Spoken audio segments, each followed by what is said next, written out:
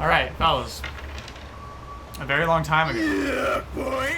On the last session of the Broken Bottles. It's crisp. I thought there was about to be a copyright claim.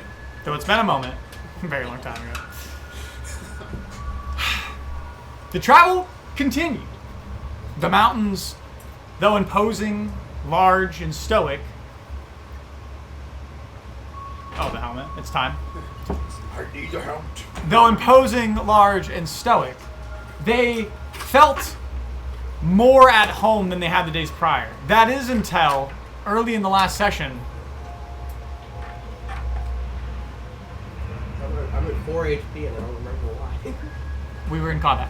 Oh, okay. We're getting to that. Yeah. Last time, Sorry. having entered the swamp,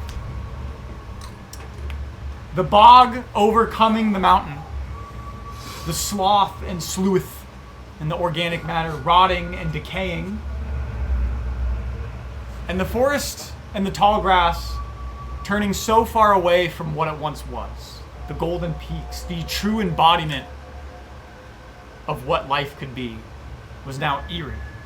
It was filled with the scent of rot. All organic matter was, as described to you last session, a vary between a slush, mushy marsh beneath your feet and crunches of dead trees and pine and leaf. The eerie sounds of the crackling wood haunted your last couple days, couple hours of travel. Until you found an owlbear, conversed with it, attempted to save it, its mother sick from something in the landscape. But unfortunately, you deemed your quest too important. It didn't want help. That was the way of nature. And you continued on deeper into this bog, this unrecognizable bog. Until, finally, the trees, their aches and their pains became more than just ambiance. They lashed out at you, the vines of which struck you and tried to grasp you, pull it beneath the gravel and the dirt and the slime. And in doing so, you realized something of the trees. All of you did. It wasn't like they were animated in a way. They had grown old. They had been changed after the fact. Their home twisted around them, and them unfortunately becoming a byproduct of whatever force had lied dormant here long enough to warp this side of the mountain. You just survived a harrowing experience, not necessarily life-threatening, but peculiar, where half the recent bog animated itself, vines, trees, and a giant, giant redwood, essentially. Burned to a crisp, slashed, hacked, stabbed, and felled, as trees should be. You find yourself now in the marsh. The eerie sounds and the aching of the trees, and what you heard just before the end of last session, another tree being uprooted, things being moved in the distance. You didn't see anything at this moment, but you're gathered around, you're wounded, you're hurt. What do you want to do? Didn't we hear another set of trees right before? You did, right before. Yeah, that's what he said. What's our visibility like here? That's what you did. Also, what time of day is it? It's a little I've already difficult said it. to know fully just because of the imminent fog that's in the area. But it's, I think you're approaching midday, just after. It was like halfway I'm through the not travel. so exhausted Yeah. from travel that I need to bed down or anything. And still, like, there's light, Other than the battle. like the smog or whatever Yeah. fog from a swamp, but it's still light, like shining through. Yeah. And it's different than it was in the Cloud Crest, where it was like a cloud. It was actual fog. Like Yeah. on a pond, fucking here's your visibility. It's more of like a thin veil of mist. Like it wisps, and you can actually see it, like, you know, kind of like a tiny dust devil, kind of like you'll see it move and then stop. It's like a thin silk sheet was flapped over the landscape, and it moves with it. And that juxtaposed with the giant winged beast, the silhouette of the regal rise that you had saw just the day prior. There's obviously something amidst in these woods. You hear it again. I'm looking. Only a perception check. Not good. 9. 9. You look around, and due to the mist and just the surrounding, you have a pretty okay visibility. You see trees. Lots of them. Frozen in time.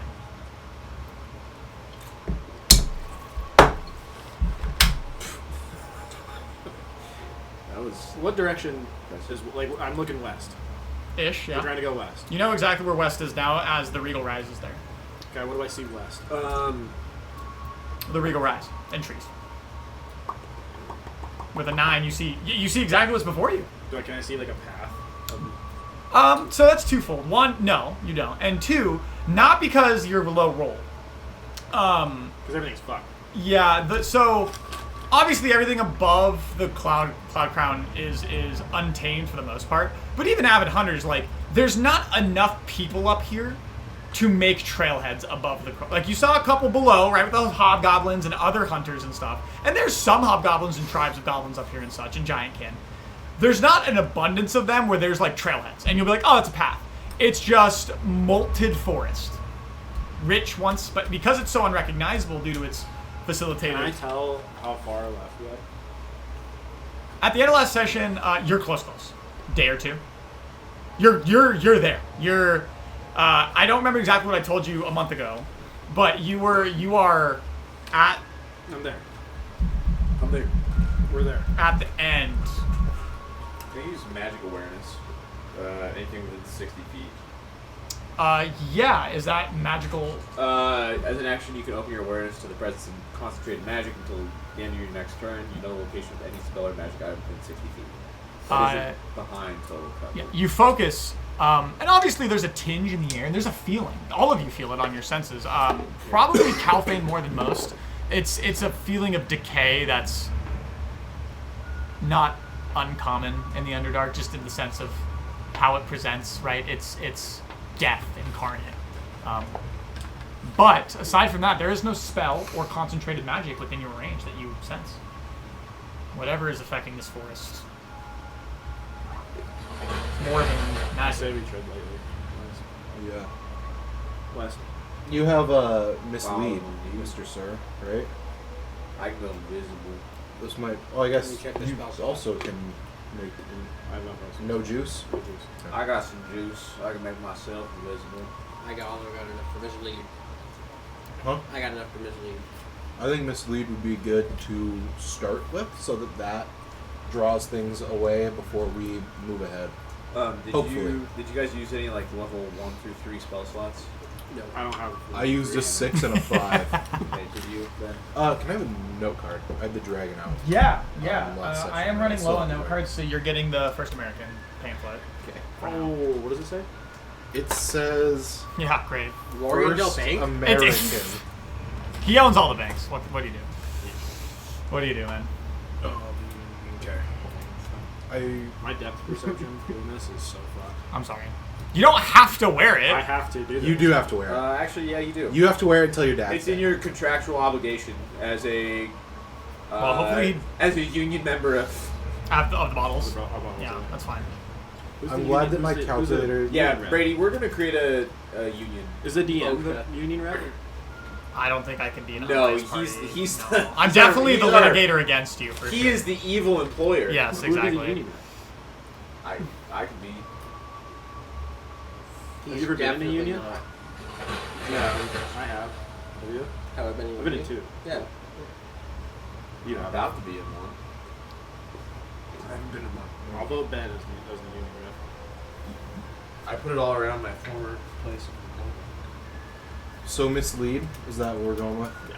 Okay. I know she called it. You guys must leave? And run it towards the sound.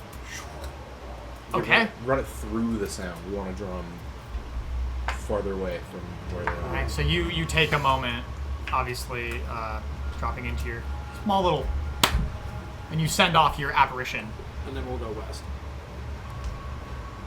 Okay. Sounds like the noise is maybe to your due north, but it's kind of all-encompassing. But you pick a direction that you feel is best suited for your mission, and you send them off. And very soon after, as you guys continue forward, are you moving at a speed less than normal, more than normal? Lightly. Do you want to be stealthy? Yes. Yeah. All right, roll me stealth checks.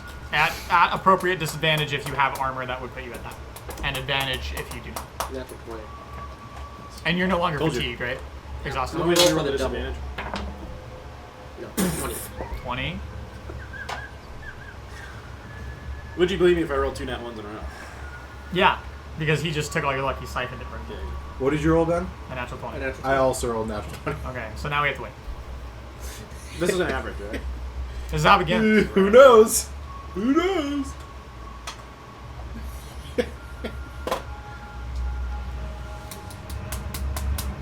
Oh, do I have to roll for the dragon as well? Yeah, actually, you do think it is. You will have to do that. What dice is the dragon going to use? So, let's take a look here. Let's take a look-see.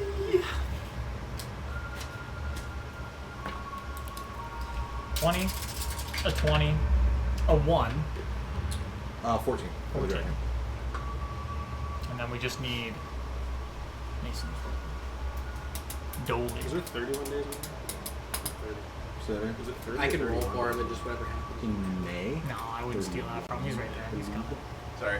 No, you're good. You need a stealth check. At advantage or disadvantage, whatever's appropriate for your character. Hiddenness? 31. What did you say about advantage, disadvantage? Whatever's appropriate. I don't know what armor you have on and such.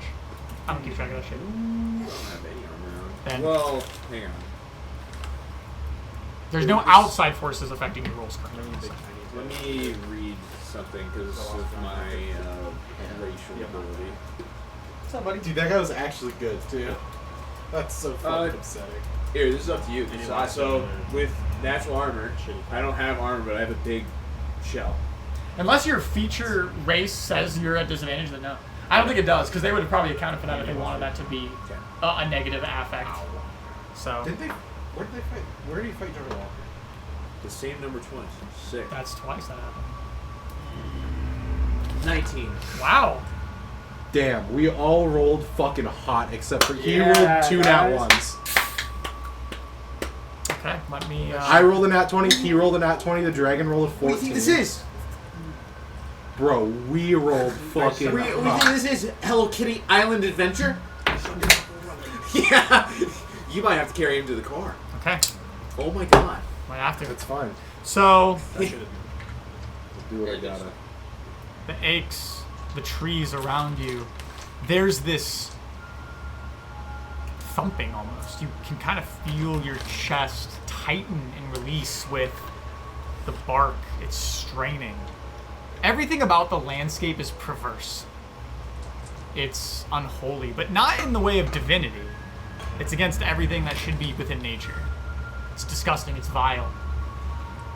But you press on, and as you do, Calphane, to your right, you watch him clap his hands really quickly, and as they touch, they don't make a noise, and instead, a projection of him runs away. And you're confused for a moment, then you remember that you've seen him do this before. And very quickly, as it dashes through the trees, you hear multiple uprootings and vines, whoosh, whoosh, and you're definitely maneuvering through other trees, because it's still dense forest here, with like creeks and stuff of slime. And as you go through, you don't see what happens to the illusion, but you continually hear this like whoosh, whoosh, whoosh, as it runs far out of reach. I presume you keep track with them while you're invisible. Yeah. And as you guys move,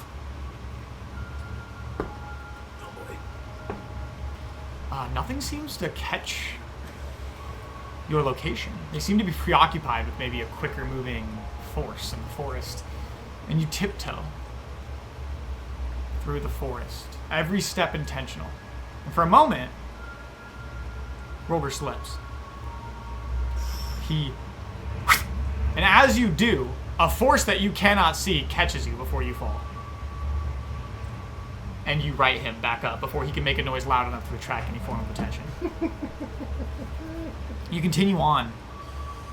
You feel Rolfane's super handshake on your back. And the thicket, it grows thicker and then it wanes. It clusters and the shrubbery of the vines. And as you're walking intrepidly, you take a step and you look to your left and you see what looks almost like a tumbleweed. The vines are so thin, they're so unhealthy, begins to swirl in on itself like a basketball-sized thing of snakes, but it's vines wrapping around. And as you look at it, you just keep moving. What was that thing in elementary school where like, you grab it and Yeah, I know what you're talking about. Like the isometric ball thing. yeah. Yeah, kind of like that. Tangle it from Pokemon. It is Tangela from Pokemon. That's what you're looking at. Yeah. I throw a Pokeball at him. Does it just look like it's like alive, or does it look like there's something else? Roll me a nature check. I'm not the right one to be asking this question. I don't think any However, of us, you are the one asking the question. I don't think any so- of us are to be asking this question. 2. It looks like it's made of plant, and it looks like it's moving. Other than that, it's hard to tell. It's not a mushroom. I have no idea. And it writhes and it pulses in on itself and it begins to tighten, constrict. But How You said far like away what? are we from it? 3-4 feet. Can we go farther away from it? Yeah, you're moving past it. You noticed it during your travel into where you're going. It doesn't Yeah. seem to notice you. Okay, well, I want to get away from it. You continue, Yeah. as you do. And it's at this point that you've traveled far enough. It's been about 5-10 minutes. I'm gonna need another stealth check as you continue your way through the thicket at advantage due to invisibility and other. Thank God. Yeah. Another not one. 10 plus. So what's that? You have a 12. 18. Ooh. I rolled 14. Dragon rolled 5. Dragon's a dragon. You didn't have one. 18, 18, 19. So, I rolled 19. Wow. That one, 18, 18. Wait, you like 3 times? No, it was 18-18 with his bonus. Is what I think what he's saying. Yeah. 18-18 double roll. Not 18. You don't get it rolled 3 times, Rolger. Yes, I can. I do what I want. How is that even possible? What? Is there any magical items in the game that allow you to roll a 3rd time? Nope. There's a feat. Ooh. What the? There's There's a- an accuracy when you roll with advantage. on There's also a dexterity feat that just lets you check. re-roll any one of them, but that's banned. Even though it's the namesake of the channel. It's a shit feat, just like a shit channel. Alright, don't say that. Alright, pal. Alright, Come guy. on. 14. Actually, I'm employed, so under contract, yeah, you get the draft. All right. You can continue on, and once again, off in the distance.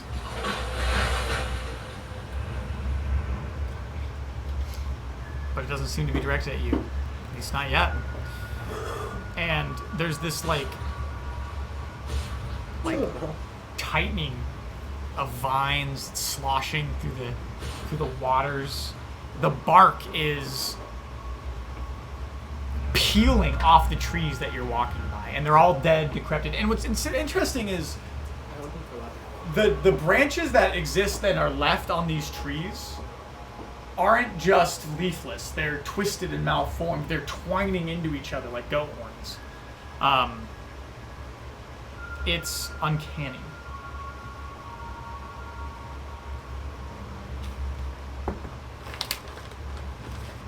And as you continue,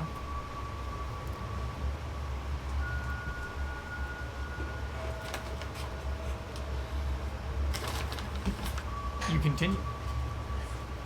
As we continue, we continue. Nothing seems to catch onto your location. And it's not so much that you're hidden, and it's not so much that you know which trees are and aren't alive or infected, but by some form of luck, you continue to travel, for the most part, unabated. And it's at this moment, Calfane, you hear a message in your heart and in your head.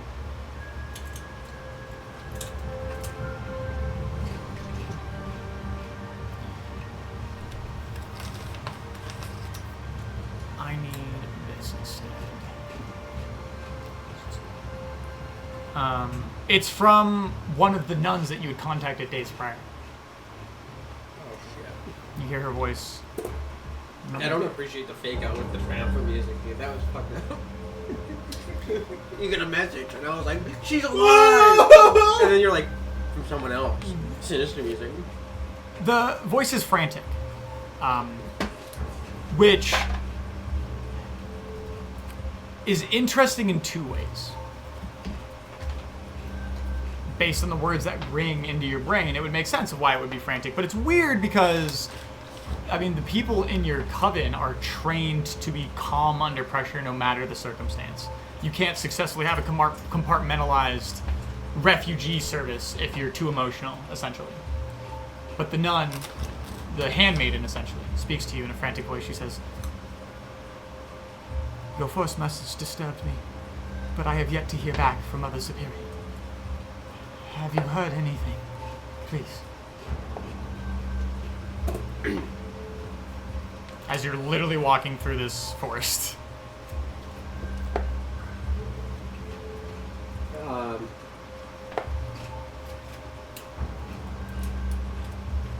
I'll just respond, I haven't tried to reach out again, but I have heard no word. I'll keep you posted. And then I'll say, I don't know her name, right? I think it was just someone that I remember having talked to in the past. I don't remember if you gave her name. You would have to tell me, unfortunately. I'm looking back, sorry. That was so long ago.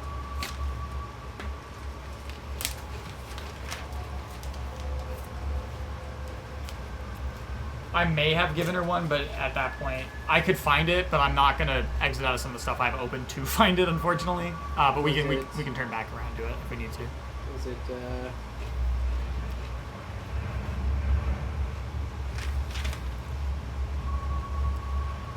I have like 3 names on this page. I got Harry Jalan, I have Heinrich, and actually it's 2 names. The other one is a man's name. So I don't know. Yeah. I'm just going to assume one of those is hers, and I'm not going to say that actually. I'm just going to say I haven't heard me word, keep me posted. Alright. That's the end of the message. She does not reinitiate contact immediately after, and you feel that your message gets sent as it would normally with a spell of that magnitude. And you guys continue through the forest.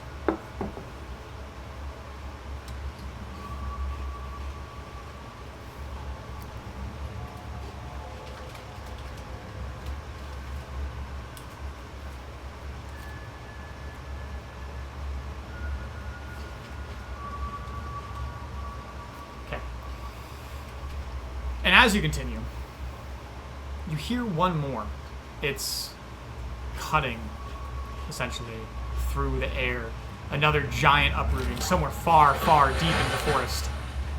And as you turn back, Tyrone, a branch just fucking whoosh slams into your face. And as it does, it almost tries to pick you up with it. Out of nowhere, unprompted and unconditioned. It'll make a roll at you. Yeah, kicking me while he's down. There you go. Yeah, that's how you nerf me. This is how you nerf me. With a, yes? With a dirty 20. Can I swing? No. As this was a surprise round because it was not noticed and it rolled above. Yeah. Okay.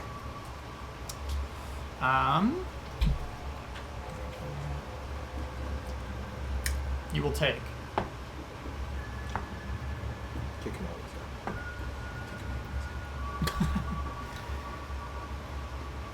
You'll take 20 bludgeoning damage. Yeah, kicking me while he's down. As it, boom, and as it hits Tyrone, you hear that characteristical wrenching of wood met with that crack, that whip snap of dry branch just whipping into a solid object, like a flogging stick.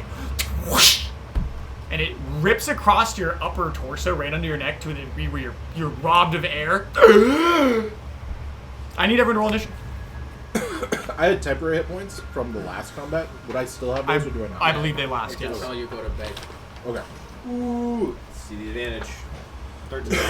13? 22. However, Okay. I'm I have 4 bucket hit points. So. How? You're not in combat, by the way. Oh, yeah. Oh, wait. You're invisible. You're invisible, and you're invisible. Didn't you go invisible? No, you guys had already started. I said that I could go invisible. Oh, okay.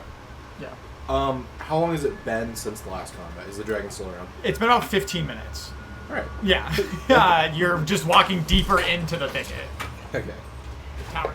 What was your roll? 9. 9.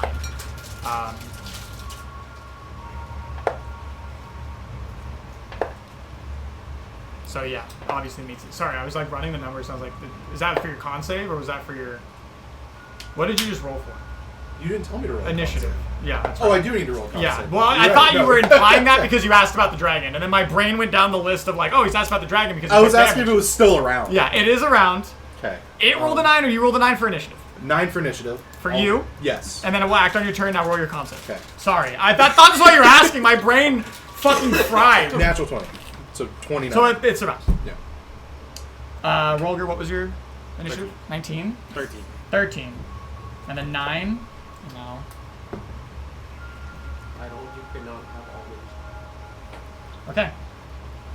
At the top of initiative order, as it just seems to be the one tree that's moved on the surprise round, it twists back. And you notice that in your attempt to be stealthy, you're about 5 feet behind the next person in line. And you look down and you see that you've been just making clear footsteps in the swamp with your low stealth roll. And whatever has taken notice of your presence here has noticed you. And that same tree now whips back like the Harry Potter tree and does the same thing as the ones prior. It just tries to slam its entire weight into your body. Kick him in while he's down. Come on. This is how you. I'm here for it. So, This is how Brady nerfs me. He tries to get rid of my dragon to nerf me. 15. I will use my reaction shield. Okay. No. And as it comes down, you quickly and deftly create a shield that shatters on impact just barely before it cracks your bone. And as it rips back, you see that the tendrils of the roots have sprung out of the dirt and are wrapping itself around your calves. And it's going to try to restrict you with its grasping roots. Okay. 28 to hit. 28 to hit? Yes. How? It's gonna hit. Okay. That's good to know. I thought maybe the sorcerer would have. Anyway. You never know. You are grappled. For now. Okay. It's you're not able to pick up your feet as you were too, convinced or too busy trying to ward off its attack. Next in the initiative order was the 22, Dolig. I rage. Actually, rage. wait, how far away is it from me? Before I do that. About 15 feet. Oh, okay. That's not that at all. And you were the 13 and he was the 9. Yes. And you can do whatever you want, because you're into... Ooh, I gotta... Hang, I'm sorry, I waiting gotta for pull you this. to get this. Yeah, I forgot to pull up the spell table. Teehee. So, 1 second, guys. Wild magic. Not the sorcerer one. Me and Bill God. land right now. It's just like, Calfane's like, I think I'm gonna sit this one out. Guys, I don't know. guys, I don't know. Ooh, Did you roll another? An intangible spirit, which Oh, looks yeah. like a flump or a pixie, your choice, appears within 5 feet of one creature of your choice that What? you can see within He's 30 summoned feet of him. you. At the end of the current turn, the spirit explodes. Each creature within 5 feet of it must succeed on a dex saving throw or take 1d6 force damage. Until your rage ends, you can use this effect against another spirit. On each of your turns as a bonus action. You know, Fuck is happening? I think back when I looked at him because I was like, this dude summoned a fairy, and then it's like, it literally fucking exploded. Well, first off, I'm summoning a flump, because those guys look sick. It's like the tentacle dudes, right? You do as you wish. I'm not even going to attempt to try to remember any of that, so the I burden got you. of proof is on you to do what you want with it. That's within its bounds. And then It I'm does going to one- run up to it. So I'm going to summon the flump on one side of it. Mm-hmm. I'm going to run up to the other side of it and start acting. So like you send one to the right shoulder of Tyrone, you run to the left shoulder of Tyrone, and you begin to encompass it as Tyrone's between you and the flump, as he's being pulled into the ground by the roots. And you do make melee contact. Yeah. Would you like to? There it is. Natural 20. Okay. Roll me damage. I get some. At the end Make of sure the all your current modifiers. turn. Okay. Because I have brutal critical. So you roll an extra die or whatever. Yeah, let me look at this. Haven't gotten to do this yet, so. 2 additional weapon damage dice when determining the extra damage for a critical hit. We got a big number incoming. Which is pretty sweet. I'm pretty happy about that. Let's forget this second. Don't forget the divine smite.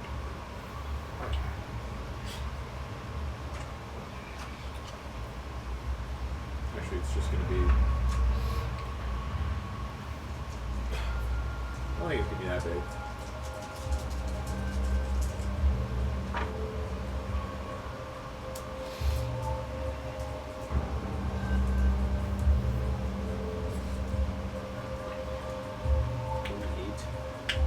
That'll be 28 damage.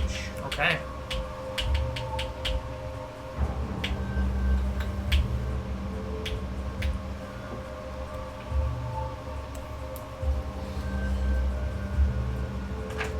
So as you walk up, and just like the trees prior, Yep. the husk is like half petrified, half rotted wood. So the frontal force of hitting it is hard, and as soon as you into it, you break into the hollow cavity and blow a giant hole into its trunk as it shatters, and it's almost brittle. And you hear this like, it's not a cry, it's not a wince, it's this like solemn moan. This just as the beast continues to malform. But you take a giant chunk out of its trunk. A chunk out of that trunk. Run it back. Yeah, run it back. Not as good. 16 plus 9. To hit? Yeah. That'll that's hit. 25. Oh, just a 25. Level 13. Well, it's not as... hang on. It's not as good as a critical. Yeah, that's true. It's valid. It's valid. I'll take that. 10. 10. Okay. And then at the end of my current turn, it's going to take 1d6. Okay. Takes 2 force damage. So, with the hole and cavity that you've created, you begin to just chip off more wood in the time that you have before it's able to react. And as you're doing so, you see Rolger just to your right jump into the fray. I want to do this. Okay. Aesthetically, I would love for you to do that, except for the mace that you're wielding is taller than you. So, it would be like one of those parade flagpoles, but is this wide at the top. So it's a little difficult for you to go, yeah, with a So you're saying fucking possible, right? 98-pound... What you're wielding is an Olympic barbell. Literally, that's the weight, that's the size of it. An Olympic barbell, and I'm not exaggerating, I the explained this to 45-pound you, plate on it. with 2 plates on the end. That is what you are holding. So it's fucking 5.5 feet long with 90 pounds on the end. So, yes, you pull it out artistically. However, because you have the weapon sheathed in the realm, it is a full action to pull it out, as it was a surprise round, and you'll get a free action to withdraw it.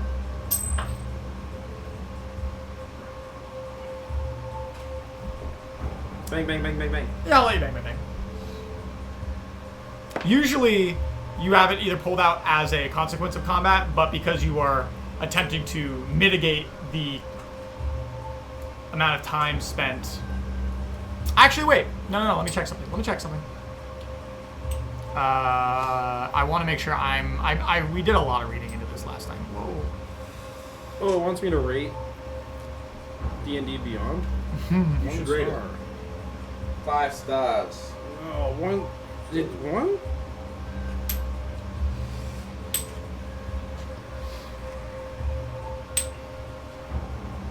Yeah, technically it creates a action to withdraw it from the realm. Usually you have knowledge that combat is coming.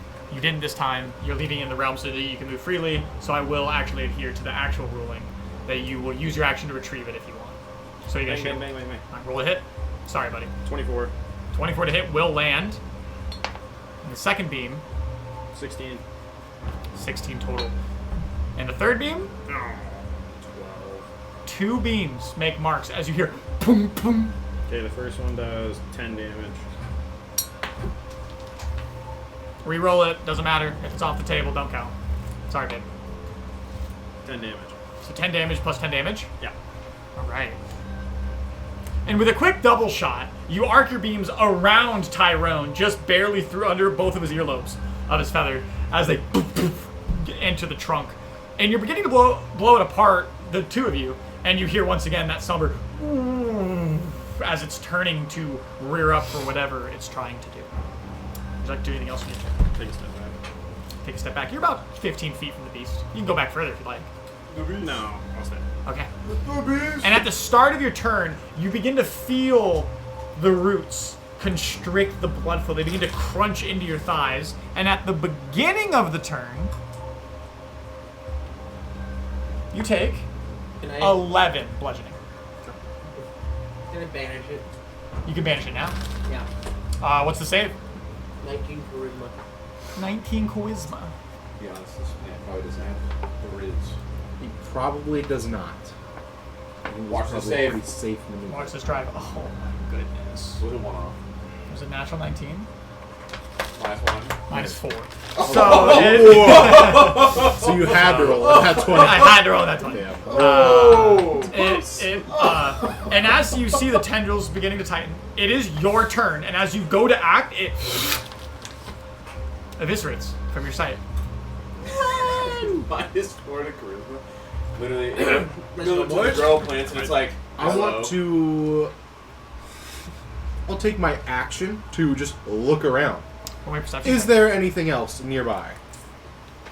I go. Will that take you out of Indus? You run, you yell, Will that run. take you out of Indus? Please don't yell I around. don't yell run. Oh, you don't run. Okay, yeah. It's not his turn. You can't yell around. Oh, It's you're not right. Valid. Saved by the bell. You're welcome. It's not my turn. 15. Ding, ding, ding. 15. You look around quickly, hastened. You dart your head side to side. You see Rolger, finger guns out. Dolig withdrawing his spear from the air. Nothing there for it to be punctured into. A flump floating. Oh no, that flump it exploded. It exploded. And you see trees everywhere, all And around the you. little purple fella who just popped into existence. And him. Oh yeah, it does go away. It brings you out. Yeah, he's an action. Let's fucking keep moving. That's what I thought. Okay. Same speed? Slower, faster? We have 1 minute. That's 10 turns at 15-ish feet. 15 You like feet. a light jog. We can move at like normal pace, honestly. That would be okay. Yeah. 10 turns at normal pace. So no stealth, standard. Standard travel. Okay.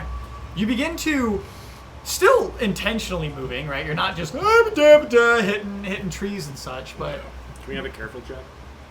can you give a Yeah, what? like a stealth light check, like a light A stuff, focus move check. like a. Okay, would you like to move focusedly stealth, or would you like to move at a normal No, pace? intentionally stealthy at normal pace. Yeah. Oh. Okay, so you move. Yeah. Yeah. Okay. But like, you know. Yeah, like you move normally, like a normal person would move. Yeah. But like carefully. But like, So do you want to move carefully, or do you want to move normally? I want to do both at the same Oh, time. well, if you had to choose. I wonder if like whenever they're cleaning. Like if you had to know, yeah, like normal. you- Like normal. okay, so 'Cause not normally- not careful. Normal, but like Right with a in half. careful intent behind But it. well, you could have an intent. I mean, that's fine. Careful. Hang with on. that. We can do careful intent. You know what? I'm with the DM on this one.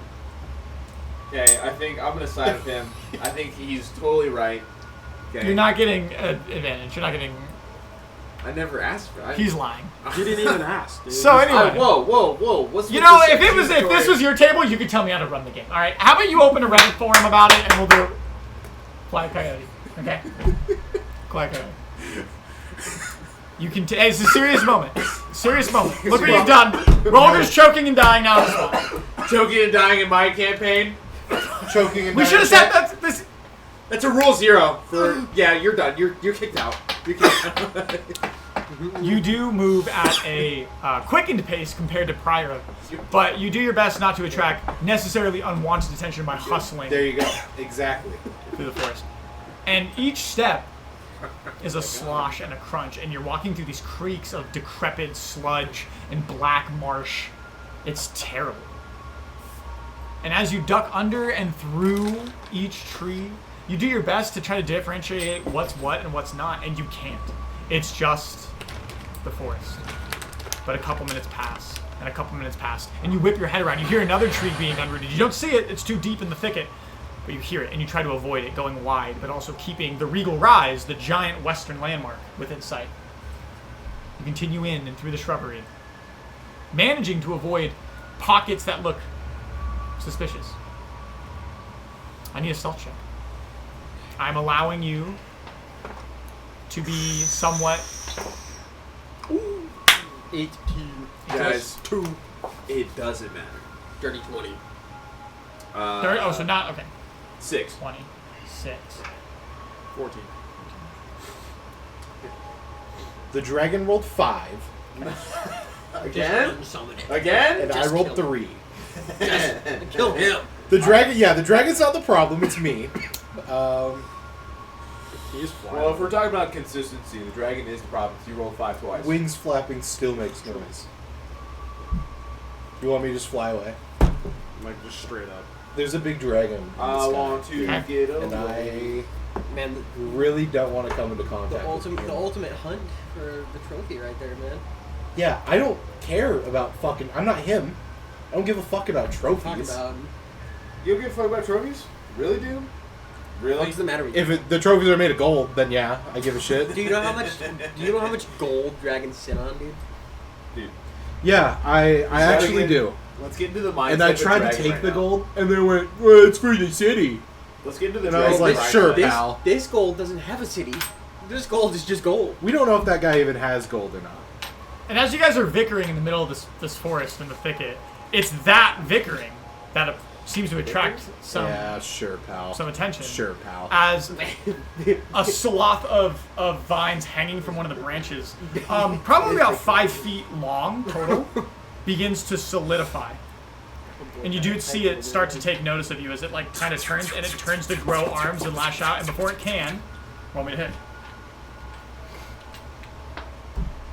As you do see 24. it happening, 21 to hit. Okay. 24, fat man. 25. 24, 25, 22. 22. Those don't hit. Roll me damage. Don't worry. Okay. The meme's dead. The meme's dead. No, Dude, you that had was him for a terrifying second. You had him. Our blood pressure was 10, spiked. 13. And 14. 10, 13, 14, 37. So you see it begin to catch on in your guys' small whispers to each other, and you're almost a little bit expedited travel. And similar to the last one, but a little bit more bulky, this one grows appendages, and you see it try to like release itself from its tree to upright itself to approach you as it's on your flank. And you turn, and like that scene in John Wick, you go and blow it apart. It just and as it's coming, like it drops down, and as you do, like a poster board, you put 3 holes in it, and it just waves in the wind and then falls to the ground. The fastest gunslinger in the West. You watch as its body, its matter, its corpse, if you can even call that, very quickly begins to dissipate into like a sludgy matter.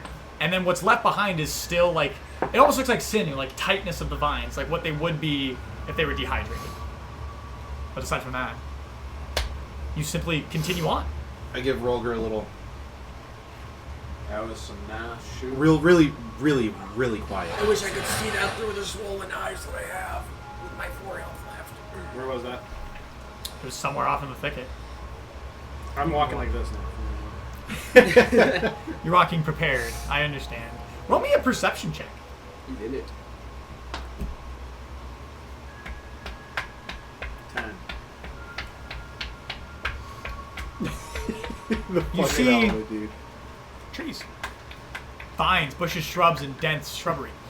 Are there any that look like? Has there been any pattern, or is it just kind of random trees as we're walking? Just Roll me a randomly? nature check. 5. They look like trees. And there's no discernible characteristics about what makes one twisted and malformed and what doesn't. They all look fucked up, but what causes them to be alive? Is there a path with the least number of trees? No, you're in the middle of the forest. Middle of the thicket, should I say. They wane in and out, like you go through denser areas and less secluded areas, but if you're going west, it's dealer's choice. It just kind of comes as it goes. And as you continue the sloughing through each step, it does begin to fade. As you're looking over your shoulder, waiting for something to break, waiting for something to jump out, and you whip your head around back to the west the way you're going, and the trees recede slightly. Thank It's God. unfortunately not a kind sight. It's a disgusting bog. And I mean bayou bog. Flooded swamp. Land bridges do bridge it. It's traversable. And there's the occasional tree. Okay. Yeah, like that. But without those tall ones in it. Yeah. It's like just this everywhere. A little bit more clear. Let me be clear. Land bridges traverse through these giant ponds, but due to the height and the depth at which they roll, you could assume that they're deeper than the ones prior that you fought in, and they're probably, 10, 15 feet deep. And this large expanse before you, the occasional tree, whether they're alive or not, creaks in the wind. And now you hear the wind pick back up.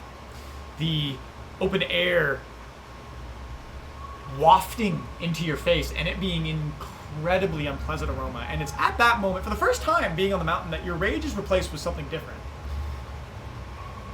My God. Holy It's a fuck. fucking blood moon. Fuck. That is a nightmare, bro. Yeah. Oh God, that's what this looks like? Oh no!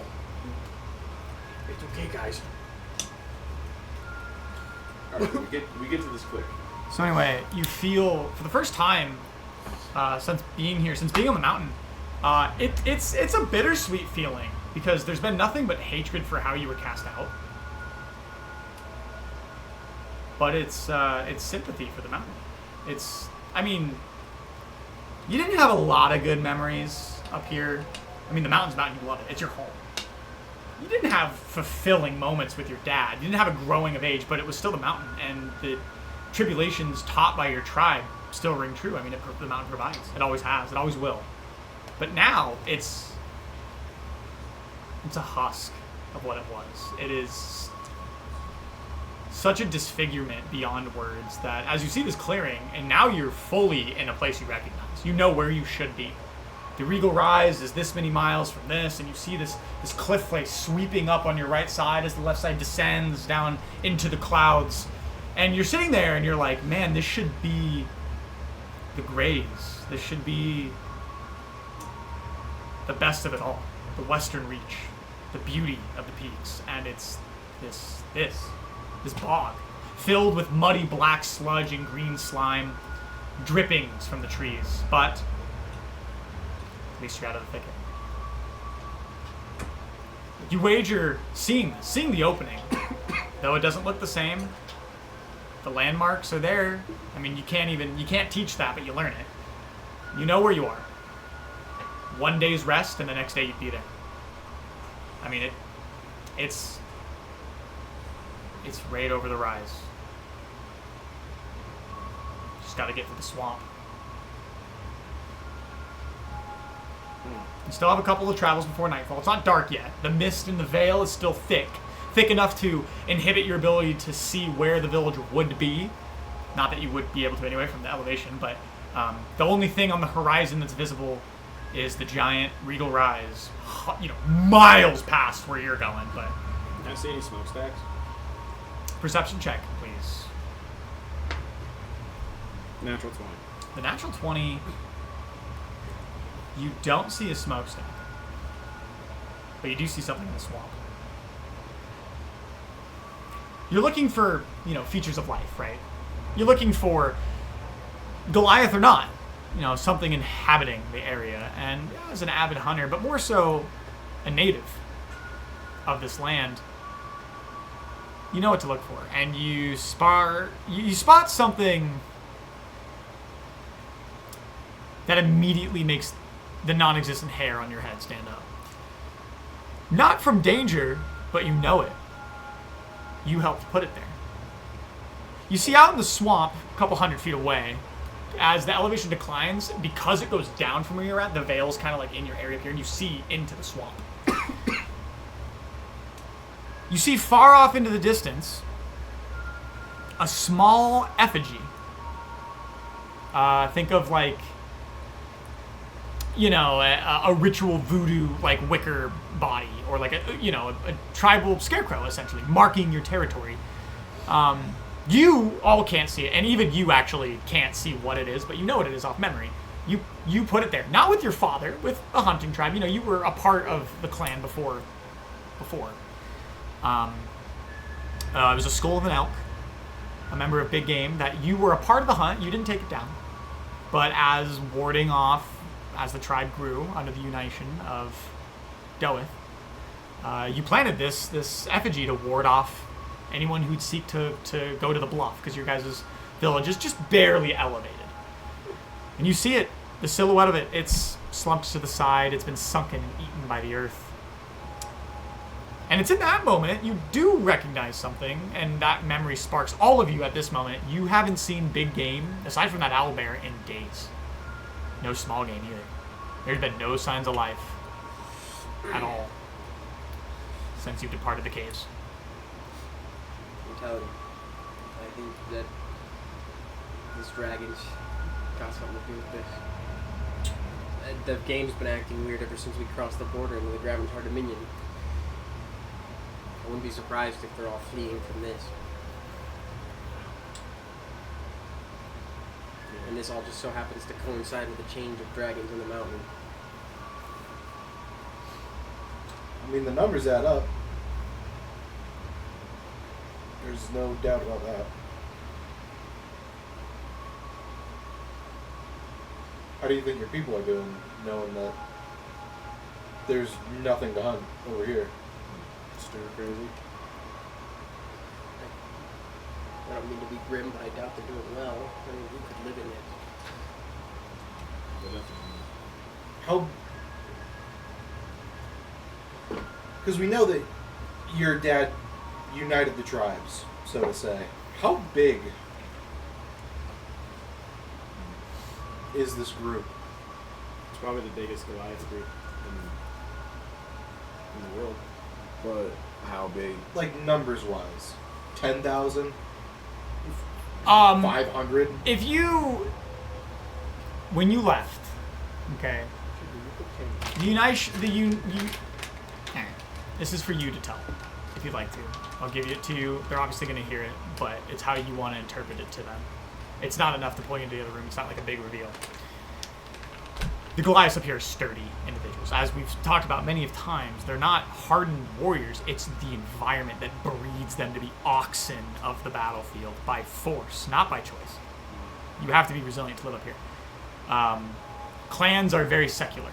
It is brawn, always. It is who is the best, and that causes territorial wars. I mean, Doeth and his ally at the time, Treyuth, who you did meet once in a while, we'll get into that if you come across him, was the first to ally to your father.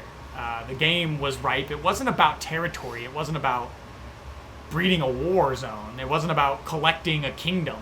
It was that your father, in the face of all tradition, wanted to be the guy. He wanted to be him. He wanted to be the Goliath, and doing so would be a sovereign identity to take control of all the clans, and doing so with political and aspirational means did. When they all united, there was a collection of tribes that had 20 people. Tribes like your family who had like very little. Your familial name was a small breed. You guys were very powerful on the mountain, but you don't have an extended family. Now you were in a bigger coven, right? You were in a group of maybe about 100 people, but your family line was very small. Your group was one of many, so some had 20, some had 250. You know that at the time of your departure, thinking in medieval time, like a 5,000 population town is pretty big in medieval times. The United Clans was about 3,500 people. It was a very sizable portion of the mountain. And that's part of the reason that you guys left your nomadic abilities, because Dad couldn't control all those people if they were on the mountainside. He forced, under the Union, for you guys to travel to the Bluff, the place of your people's home birth, your original clan, your original tribe, so that they would all be centralized. And that's how you've run the mountain ever since.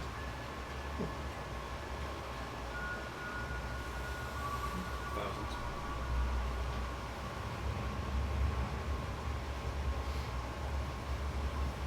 Smaller than any city we could.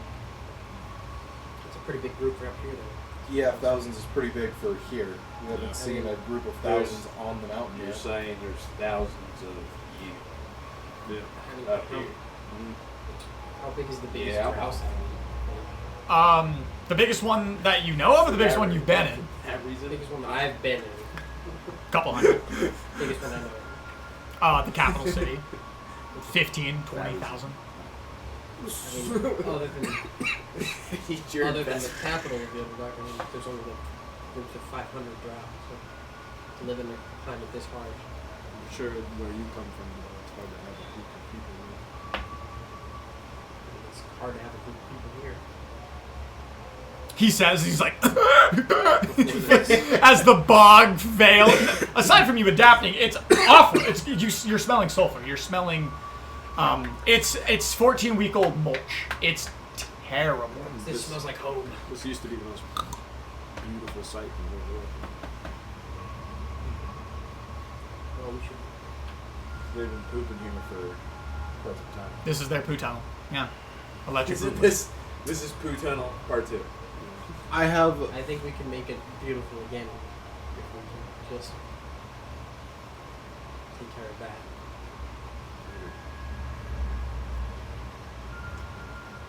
How high up the spire can I see right now? Right now. So the tip, it's the only part of the mountain that's, and I'll paint a picture for all of you. I did, but it's been like a month, right? It's the only part of the mountaintops that's so fantastical it looks like it's out of a novel, right? The rest of the mountaintop is the mountaintop. It's beautiful and it's pristine and it's great and it's wide and like, right, the Golden Mountains aren't like this. They're like this. And then on top of that, another mountain range essentially is how they're built. They're so tall that they're a clash of multiple peaks. This is like a narrow needle that just fucking skyrockets. Spire. Yeah, and that's what it is. It is a spire. It does kind of twist, but it looks, the twist is implied. Like it has a jagged rock that goes this way and then that way and then that way all the way to the top. And then a big peak and then several jutting off. You don't see the tip, but due to the taper, you know that the tip isn't very much higher above like where it's out of vision, but you're above the clouds. So it doesn't like go out of distance because of the cloud range. It goes out of distance scraping like the sun, essentially, is how to explain it. But you can basically see the top, is what I'm trying to say. It gets so high in the air, and the air gets so blue shifted and huge, and it's the sun reaping over it like a trough, that you can just see, like, it blinds you as it gets to the top, but you can see the top. It's tall. It's probably, percentage-wise, from sea level to where you guys got to the top of where you are now, the peak of the Golden Mountains, it's probably like another 40% up from there. It's like another half mountain, just below. Yeah, it shoots. That's fucking. It goes way up. Maybe a little smaller. I'll say probably 30%. Sorry, but it is that's a not giant. Small though. No. So like, you know, if this is the mountain, it's like another, right, like that, like 30% of what you've traveled vertically above it. And it's the only structure that goes high. That's why it's the primary landmark. I'm getting excited telling my world lore. Sorry, that's a lot of words, but you can see almost all of it, aside from the fact that it's kind of fuzzy because you're looking through the veil of this mist. What time of day is it by now? I would say early afternoon. I probably forgot when we cut session last time, but based on how you traveled and where you got after combat, I'd say early afternoon. 3 p.m. Yeah, just keep marching to get out of the bog. Okay. You take a step. Roll me an athletics check. Or, sorry, acrobatics check. Natural 1. And with a heavy heart, you watch Rolger. He definitely seems somber, but, you know, you can imply that however you want. And he takes a step, and his foot plunges into the soil. God, he's dead. He's dead. And it goes all the way up to your knee, and there's a moment of you're going in, and you're like, I'm not bracing. It's of course, right? You got your drawstring stuck on the cabinet, your shoe hit the fucking couch, you rammed your leg, you got tripped going down the stairs, and then you went to pour coffee and you spilled it on the counter. You're like, fuck it, take me. And then you drop the towel and you try to pick it up like 4 times. And you hear the splat, and he just slides face down, slowly coming to a halt about 25 feet down the hill. You take no damage. It's just difficult terrain. It's just embarrassing. I just sit there. It's literally. You take a moment. You get your head out of the mud so you can breathe. And you get on a knee and you wipe yourself free. And it's not like you're in a pile of shit. It's just mud. It's just dirt. Vile, decomposed dirt that smells. Rancid's not the right word. It's it smells like lye. It's like almost artificial decomposition. If you've ever smelled that, like use lye crystal. Okay, it's God, it smells like gross soap. It's weird to explain. But it's a putrefaction of what's happening. Smells like protein shake that you left in your locker. Yes, for 3 days. exactly. 3 Exactly. days, not 2, not 4. 3 days, exactly. Yeah. You go and you're like, I forgot to wash And it. then you rinse open it. it. You're like, oh! 100%. Well, that is what you're Literally smelling 9 right now. months of deliberation. So, you watch as Rolger does take a knee and stand, and you see him. And seeing his performance, you all instinctively take a little bit of a slower approach down the small. It's like this much of an incline, but you hit the right ramp of that. You fell, It's all slippery too. It's all slip and slip. and you go, and as you guys clean yourself off, and if there's anything else you'd like to do, you may hike into the bog. Keep moving. This final little stretch is kind of annoying, but each step brings you closer to the effigy. And now the rest of you do see it, and you see it now. Half of it is missing. The skull of an elk. It's wrapped with sinew and leather around a stake that once stood proud in the plain. And with a fell swoop. It's brittle and sun-bleached, so it doesn't make a thunk. You don't hit a T-ball. You're hitting a glass vase. As it shotguns across the field, and you hear the of all the pieces falling into the swamp. You walk through it. Continuing through. The eerie forest barely being left behind, now replaced by the unwanted bog, water, and swamp. You continue inward.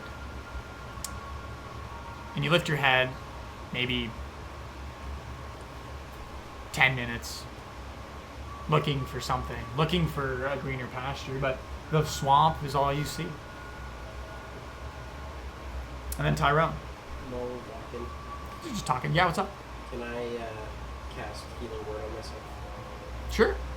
I think that's a great idea. I will do. Mr. Fantastic 4 health. idea. I will do 2. Actually, let me read what this does. I'll just do prayer of healing, and everyone can regain 3d8 plus 5. Do you roll it or Do you roll? Yeah. 3d8 plus 5. 3d8 plus 5. About tree fitty. 3d8 some I got one roll. Sure you got it? Are you sure you guys Are you sure? That's a 13 plus 5. 18. 18 heals? O'Neill's 18. Roll, you heal 18. What's wrong, buddy? Come here. And then I'll do healing word to Oh. myself too. He'll deal healing word to all of you and kill you. I took Is eight- Dragon I took still 18 around, damage already. Brody, I don't know why you're, or not? Like, yelling. It's only been about an hour. How long does he last? An hour. I would say at the very conclusion of you walking into the bog, probably. He Okay. was with you the whole Sure. time, right? Yeah. Because you left like the severe, let's say, tension area, and then you walked for like another 30 minutes. Yeah, Okay. unfortunately. No, it's cool. Go lay down. Go enjoy the couch. We bought it literally for you. Draco. Draco! Okay. I'm back up to 40 as opposed to 4, so it feels good. That's pretty It's a slight increase. pretty And as sick. your little booted talons squish through the floor. Yeah, go ahead. No, do You not. gonna kick man while he's down again? Do not, Draco. I'm getting Yeah, nerfed. Draco doesn't like it when you kick a man while he's down. Go lay down, Bubba. Draco knows what you're about to do. Dude, stop. You look past Rolger's hung head through his, to the left of his shoulder. He seems down. And you feel for him. And that moment fades immediately as you see a humanoid on the horizon. Walking left to right. It's 300 feet off. It's difficult to tell what it even could be. It's so tiny that you just see the little stick figure legs, the shadow silhouette of which walking from one part of the bog to the other. What is the range of this spell? It's not fire, About 300 feet. Easy distance. That is not 300 feet. I'm just going to be like, hey, you guys see that thing over there? Did I see that thing over there? Perception. There's like a person walking over there. Like a person. 16. 14? 16? You both don't see a person. You see two people walking right to left. Their little stick figure legs. It's 300 feet out. I mean, would you be able to tell the difference between a 5-foot man and a 6-foot man at 300 feet? Can I tell the difference between a 5-foot man and an 8-foot man? Yeah, if they were standing by each other. These two figures are about the same size. What are they relative to the tree? There's not a lot of trees at that distance. Are they white? It's just the silhouette of them. They're black. As in, like, you're just seeing the Like the shadow. black basically. outline of their Yeah. bodies in through the veil as their refraction hits you. They're not small. They're You could straight tell at ahead? this distance that they were hobbits or halflings. Straight ahead. About, yeah, give or take. It's, they're walking. How close do I know are we to? How close are we to? 1 day travel. You've only traveled about 12 minutes since your last house. Do I know about patrols that we used to have? Aside from hunting, no. I mean, we were just right next to an effigy that you put up on a hunting party. True. People didn't really challenge your guys' Yeah. on the mountain. Hey, so. Rolger. There wasn't anyone to challenge They're on this mountain with us. We're not on spec. I'm not here to slay randoms. I'm here to kill them. I understand. Sorry. But if they see us, then I'm going to spill blood a lot. If they try to kill us. I don't know. They're going to try to kill us. Dude, you're the heir to the throne. Are they going to try and kill you? I'm a bad omen. I mean, I'm a curse. you did just have a dream. Well, they don't know You that. did just have a dream from the lady that doesn't talk to anybody that said they're going to welcome you with open arms. Not at first.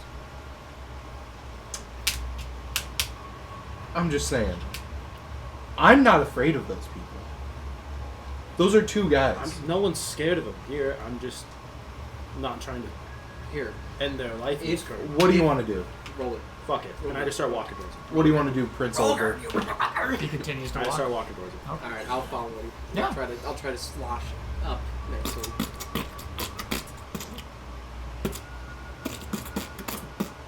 And you continue. You make no efforts, at least you don't, to hide yourself. You make no efforts to announce your presence. You don your war helm. Do you have your weapon on your person? You hold it in a way that's somewhat comfortable, as it's half on your shoulder. Not in a battle position, right? So you can still move freely.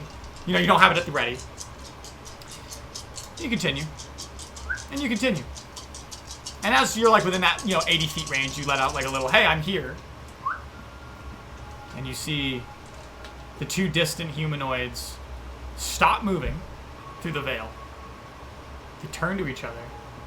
And you see they like touch each other like this, like they like kind of notion to each other. And you see one of them point at the group. They're definitely having some conversation. And you hear, woo! Do I recognize that? Roll me a history check. Roll me a nature check, actually. The Rock. 7. 7. It's definitely a nature's call. The purpose or intent that they're like fainting it as is unknown. But they see you notion. You see one of them like holster something on their back, like relieving their arm, not pulling something out. Don't know what it is due to the I'll distance. take the club and just drop it. It still stands up to your tit, essentially, as it submerges itself a foot into the ground. And you walk into the swamp. Do you guys follow? Yes. Yeah. You close 30 feet, 20 feet, 15 feet, 10 feet. And at this distance, you see 2 Goliaths. 2 dwarfs. One of them is Originally, Mjolnir. the one on the left is like poking through the dirt. I'll say you drug the mallet with you, right? You drop it when you're at that range. So, you have it. You see them poking through what's left of the shrubbery in the bog.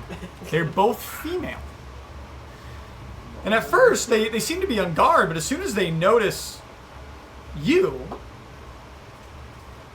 they look at each other with a thin, very fainting glance of familiarity, like one of those, like, they look at your allies. You don't do that? Okay. They look at the allies, they see your height, they see your pale skin through the thing, they see your arms, they see your pelts and everything that you've adorned with, and they know what you are.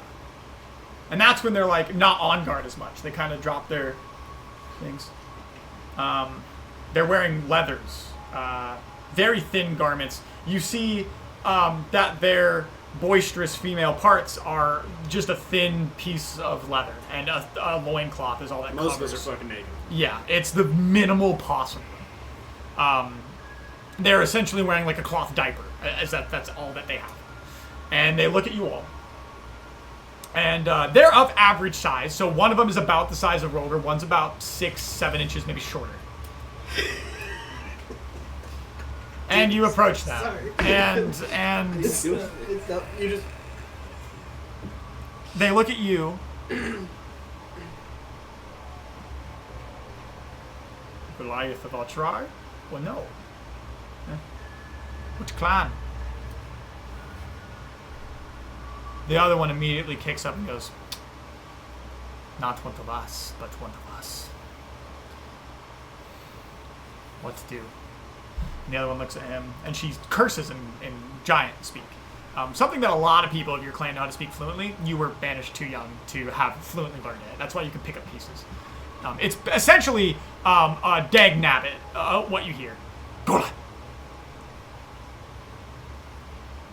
The shorter of the two, sorry, that definitely is like taking the lead in this interaction. Her bow, her string cuts through her chest. She's not armed. Her hands like go to her hip, and she takes a very predominantly like emotionally sassy stance. Like she leans into you. She goes, "If you plan on making your way to camp, you didn't see us, we didn't see you. I don't want to be blamed for not capturing son of the chief." You called out. Hmm? I said you made a call. To you to see if another hunting party. What was it? I checked. I want to see if she's lying. Yeah, insight. Yeah.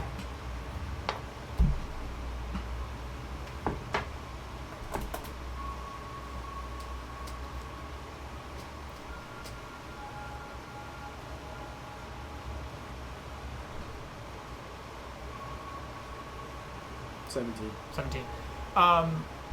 Her intentions seem genuine, and it's unlikely that call she made would have been loud enough to be a distress call. She seems calm. She doesn't seem to be waiting for anything. She doesn't seem to be in a rush. Is the bog all the way to the tribe? And Ted the bluff. Yeah. Is it clear on the other side? Was. This is just the beginning. Unfortunately, hunting is thin. That's why we are here. And you see she has a small sack, and she opens it, and it has like non-rotted tree bark in it. And you look behind her, and you see one of them is just gnawing on it.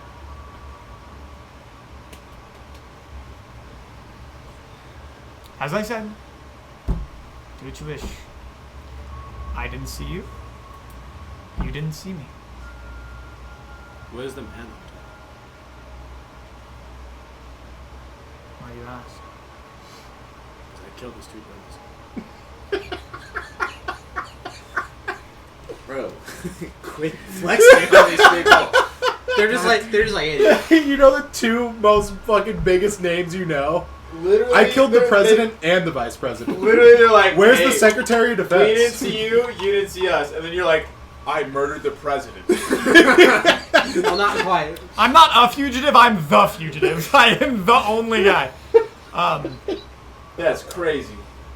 Oh, that's so fucking funny, dude. Putting chips in my I brain. don't I don't what? There is enough taboo speak in this conversation already. If you head for the camp, I'm sure you'll learn quick enough. You know what? Oh, I thought he was going to double down and be like, I really killed him. I killed him. Well, she can see the I fucking super mall, duper I'm assuming. I have their skin on. You're dragging it like at a half behind you. My dice stabbed me. I'll just... I never saw you. I'll walk past her. You drop low. As you walk past her, she leans in. And she touches you on the shoulder. She goes, "It's not worth it." So let's go. What did she say? It's not worth it. And continues into the walk. Going left to right. As they were. They don't even seem like their heart rate's increased. They're like, fuck it, we got other shit. As we walk past, I'm just gonna like say, good luck. They don't know what we've been through, bro. They don't They respond. got no fucking They idea. continue on. Just kind of like this cylindrical lap, essentially. So this is just the Do I beginning. recognize what tribe they're from? Do you? So you, well, let me see. I can tell you. So with these Goliath tribes, do a lot of them go to end up like just warring with each other? Or Not anymore. is everybody pretty chill? The unifier of the tribes. The tribes are unified. Oh, they were unified. That's right. Sorry. by his dad. They do have I'm forgetting stuff. they do have tattoos. Their tattoos seem more novelistic, like they seem like they're images of events, and that's not something you recognize of a prominent family. Like it's stupid, but like they're kind of like Maui tattoos. Like there's like a hunting of a boar, and then across her, her sternum, they have like a chandelier of like off her chest and stuff of like events. Not any of the prominent tribes. Probably an unnamed one that you recognize the name of, but they don't mean anything.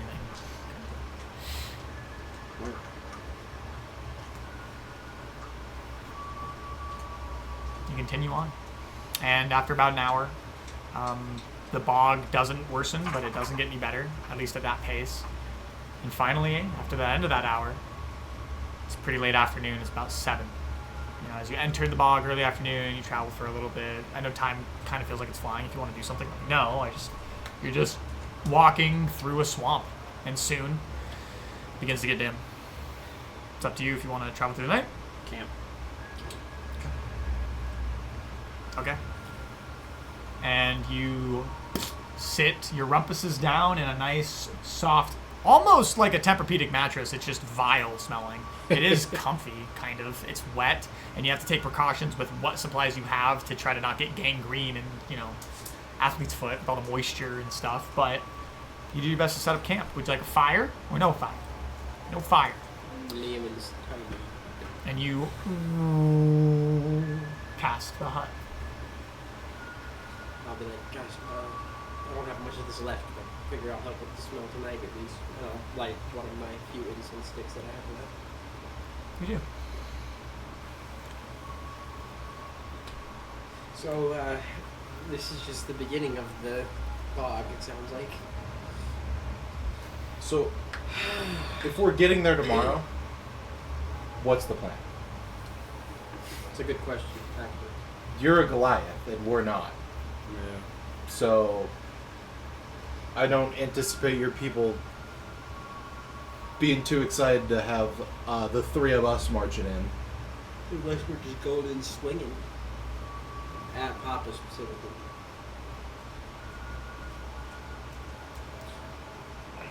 I mean, given how many people there are, I don't think that's necessarily the greatest idea. But it sounds like Papa just wants him brought to him anyway, because those two didn't say to kill the chief's son, just to capture him. Yeah. I'm just saying. I highly doubt we're going to get killed as soon as we set foot in town. I don't want it to break out into a fight that's bigger than we anticipate. And I feel like that could happen if we're not careful.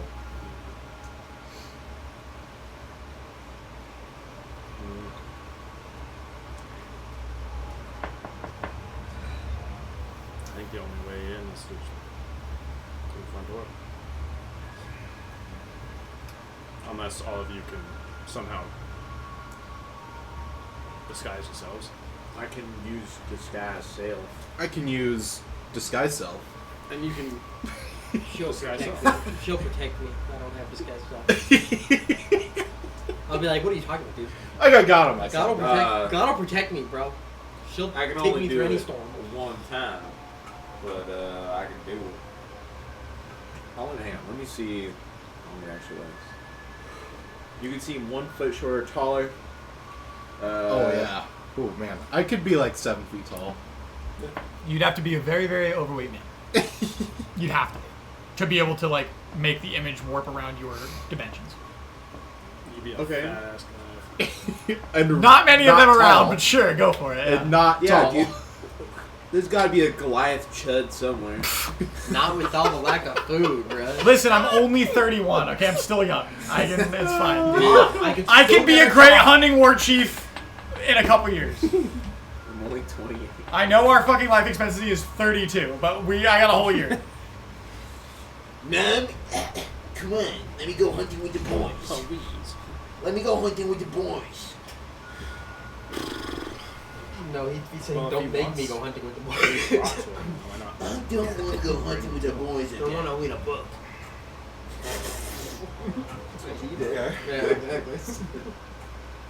So you just want us to walk in? You know what happened to the last book reader? Yeah, aren't you? I really wish I had Frederick. Broken bottles, known for just walking in and blowing shit up. I mean, this is not the first time we've had a discussion on how I to be looked to discreet the and then camera. not done it. Did Life Mother say anything about what she thinks we should do? Can you ask? Here, do you guys want to go make a decision over a group P? Sure. I don't need it. Oh, my legs! This is your mission. Yeah, man, we're here for you. I Do got- whatever the fuck you I'll I have want. take- one thing I need to do. I'll before take we- advantage to try to do some things about Are it. you at liberty to tell us what you're doing? Pay a visit To whom? to her. Oh. Shit. Alright. Enjoy. You said you don't have any more juice tonight. That's the take a short. Yeah. I'd like to borrow a juice if that's okay. As you have this conversation, there's this fuzziness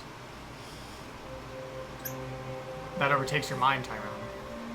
It's like a static. And this message cuts clearly, but instead of it being a handoff, it's a tether. Like two anchors put into place.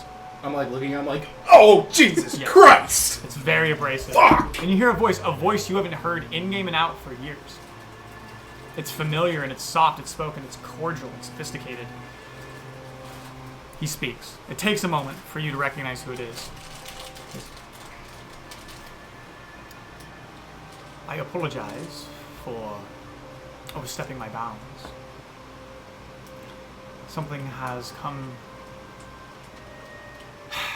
to my attention, and if it wouldn't be too hard to ask, could I have you focus on an incantation so I could speak to both you and your allies instead?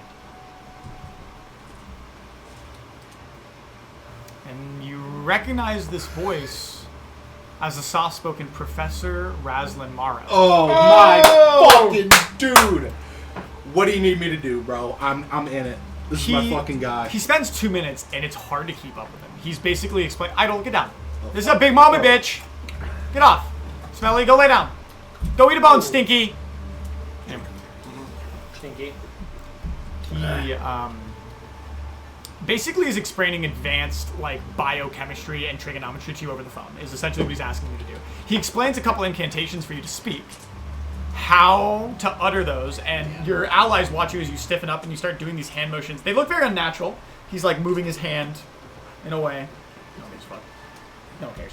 I care. And Pretty yeah, much. I I know. care It's so fine. fucking much. And at that point, you watch as he focuses, and some wisps come out of his palm, and the image, like an apparated photograph of the air, warps into the shape of Professor Razlan Morrow in front of all of you. My fucking dog. Can I dap him up big time? You can't. You're focused doing this. Oh, damn. Like you're literally, your arms are contorted, Okay. and you are And I was focused. about ready to take a short rest, and I'm like, And essentially, all that you're doing, because he's bridged this can connection to you, and you're just taking what's in your mind through the spell as you understand it, explained to you, and apparating it into the physical world. Who is this? Huh. You've never met him. You've never been. Who is this, he asks? I lean over and I go, Literally true. The Yeah, what? neither of these guys fucking know who it is. Oh my god. He looks around, and he's like an image like this big. Like he's like on the middle of the Lehman's Tiny Hut, like as a tiny little hologram. And it's faded, but basically what it is you see at his feet, it's a swirl of air. You're condensing the air to make it thicker to make the image. It's actually a very clever spell, and something that never really has been taught to you or any other arcanists that you've met. wasn't there like a hologram spell when we were in that city where the beholder was the leader? Yeah, there That's was... what he- Yeah, there was somebody being like Projected or something? Yes. Well, Yeah, that it was was... the- Oh, yeah. He was... Projecting It was No, vampire. he was projecting himself. The Yeah. Argyle Aetheral came. The Beholder was projecting As someone. his alias, Yeah. Yeah. the orc with the shit, through a projector, and it was the weirdest shit you'd ever seen. Yeah. High level magics. That And was I'm doing it Wonder now, how dude. dead I'm they sick as fuck. probably dead. Oh yeah, yeah. Wow. Green lipstick lady. Oh yeah, I wonder how she's doing. Who knows? Probably really. Hang on, Probably hang so. on. I had plans. Guys, I'm a we can setting find up this for- out. You had plans? I had plans. I know how to figure this out. We can just all kill ourselves and we find out everything. In the game! We're going to do that in D&D. Professor Raslin Morrow, why do I So- mean, come on, dude, what's going on? I'm going to take this moment again from the top because happening? I'm excited about it. The spell is swirling air and condensing it to the point where it creates air moisture and it's thicker. It's like a fog machine, but it's apparating into a shape. And it's so vivid. The image that's going into your mind that you are now focusing to produce. You see his hand and the rune stones, and you see this wizard, as you know him, with his thin robes. It's like a double-breasted suit with like coattails that goes to the ground, like a wizard robe. He doesn't wear his hat, and as you know, he is elvish, and he looks. Yeah, he has a runic sigil hand, but it's thin and petite and elegant. It's not like a bulky prosthetic. Is it similar to his gauntlet at all? No, not even close. Okay. His is like a giant, I don't hefty know, mon. like with Yeah. some of like the inscriptions on it. No. Okay. No, his is like very archonic in representation. Didn't know if there's anything. And you see his hair is like almost straightened like that of like a blood elf from Warcraft, etc. Pointy ears. His tinge to his skin is a little bit off-colored. And he looks around. He goes, oh. Gold Mountains. Yes, I've heard. Yeah. Where you travel, I'm more concerned about the turtle and the drow. Well, New my friends. name's Dolig, sir. How are you? Dolig, pleasure to meet you. I am Raslin Mara. And you, Kalfane. They said you were a powerful Mol- wizard. Looks to be that way. I am but a man. Alright, The guy. man who came. Cut the shit. Molnir is king now, and I have heard word. Lucas parted ways with us. quite a Our while mutual friend, Verax, had informed me of some limited success on your part. ago. Yeah. I am happy to hear that not only were you successful in returning what is a dire mark on history for Elturin, but was successful in at least finding some closure for a man you hold dear. I do not mean to be intrepid or involve myself in your life. Vax has told me a few things, and I have just recently spoke. I come to you on this eve. How recently did you speak to Varys? Why do you ask? This is kind of a big thing to know. Yeah, we've been talking to Verax pretty recently, too. About a week. Thank God. Okay. Okay, that's good. Okay. All right, that's good. So, I suppose this question would be more geared toward the two of you. However, these two gentlemen keep esteemed company. So if you were to be allowed into their midst, I'm sure they consider you both noble, moral, and upstanding. He chuckles. Yeah. They're bottles. Trying to get you knuckles, dude. You know. They are. No. Well, for that I am glad. And every word he speaks, it's like almost listening to an automated voice recording. It's so intentional and monotone, it's weird. That's how he spoke when you met him. That's just how he speaks. And he holds his hand. Moral and upstanding characters of Tyrone and Rolger. Listen, If you we do our best. if you could please. My time is short, and as I can sense, Tyrone, this is a very strenuous spell for you, but I appreciate you taking the effort so you did not have to relay. As you're like, nah, I got this shit. Come on, come on. Sweat beating down his ain't shit. Yeah. You're literally Bluetooth phone calling this guy right now. It's crazy. He turns, he goes, I'll speak quick, with haste. I ask you do not ask too many questions unless absolutely relevant. I'm sure, well, I know, Dax has informed me that he has related to you at least some of the severities of the situation of Elturin. What this world may be bound for. What our continent is preparing to endure. Yeah. I do not mean to overstep my bounds, but I had hoped that after all this time, I may impart upon you a favor. It's a simple one, and it would be of no rush. I would hope that I could hear from you within the week. As you know, Tyrone, and your allies, your new ones, may learn, I have imparted upon you the knowledge and brief of my personal teleportation circle upon your arrival within my tower. Many moons ago, and I hope that you still Did have. I write that in my notes? I actually might have. Let me just check real quick.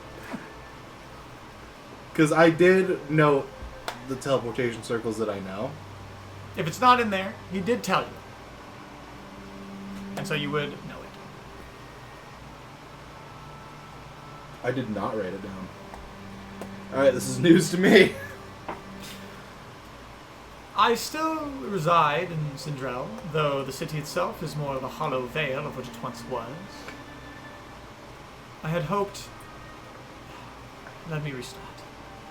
I have a guest in my midst. A noble guest, a man that I hold dear, and he wishes to meet you. I told him of some of your escapades upon asking me of another completely unrelated matter. And in conversation, he's made it clear that it would be very beneficial to him if he could have an in-person encounter.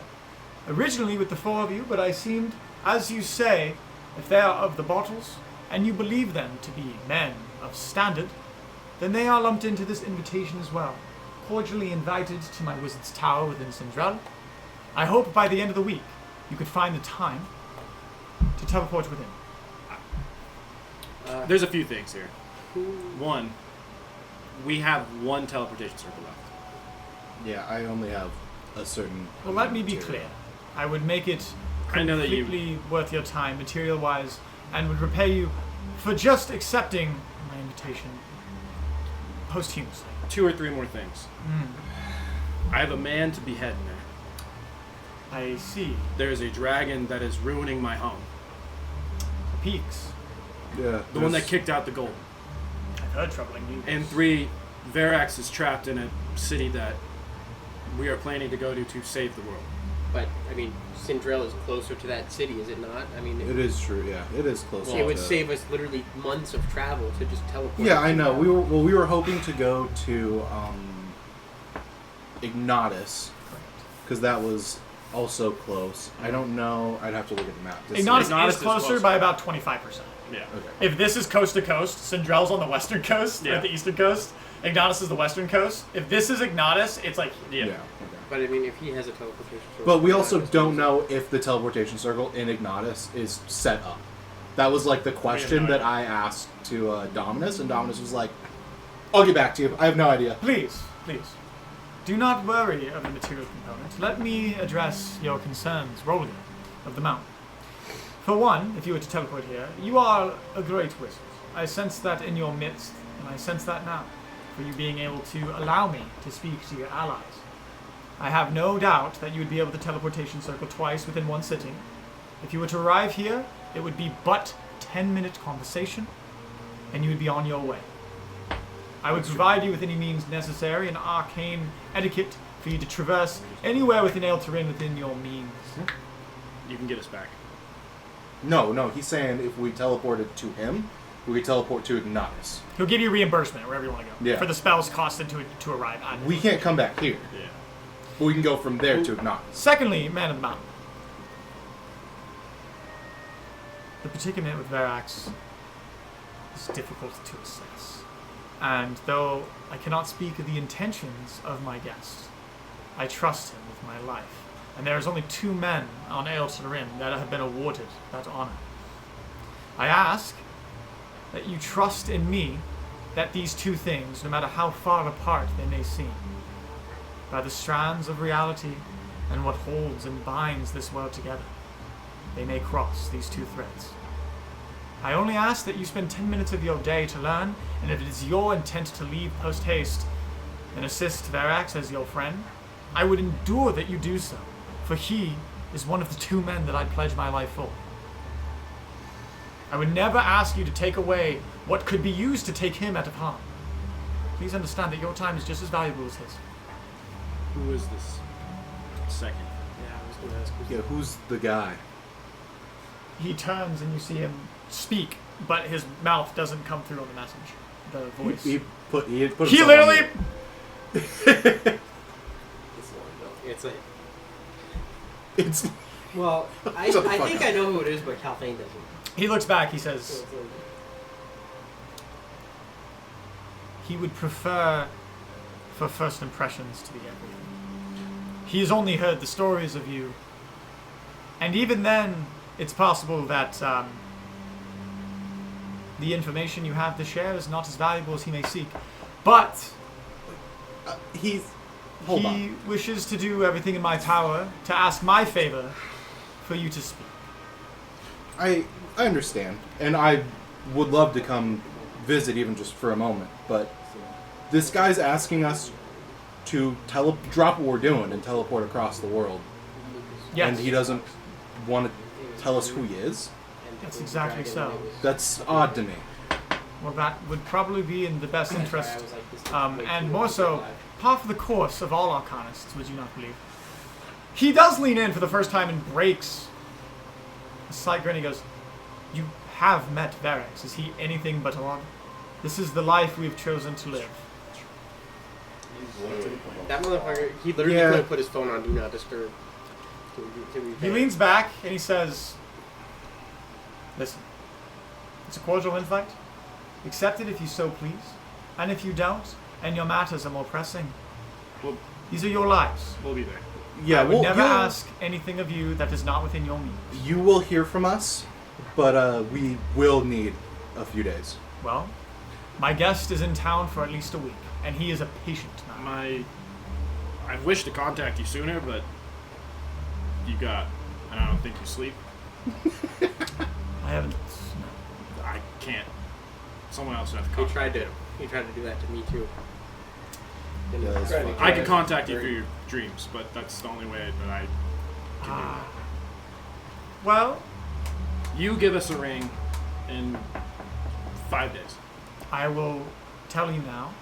No need. Do what you must, and if within the next 7 to 8 days you have time to arrive here, come unannounced, you are invited. Please, I hope to see you. And he apparates out. And immediately you're like, oh god! You're basically squatting 350 the whole time. And you're like racked. Oh, weight's off. Remember Verax? You remember him? Yeah. Our dear friend Verax. So that guy, I pulled the meat hook out of his shoulder. yeah, that guy used to run the college. Yeah, that guy ran the school before Verax ran the school. Yeah. That meat hook If Verax is hot shit, that guy's fucking king hot Wait, shit. which college? Where's Kyle? Magic College. Magic City. Wizard City. Magic City. Wizard City Wizard in the City. north? Magic City. And Well, me no, that'll that never right. die. Dude, it's so good. I do love that place. Magic City. Magic City. Atlanta. If I'm right about who this guest is, I'm literally gonna You stand know up you and know. leave the table. I'm gonna be so excited, dude. This is gonna be fucking sick. I take a short rest. You take a short rest. Early into the night. I'd like to use my third level spell to cast Sending. 2. Green lipstick lady. Okay. What up, sugar?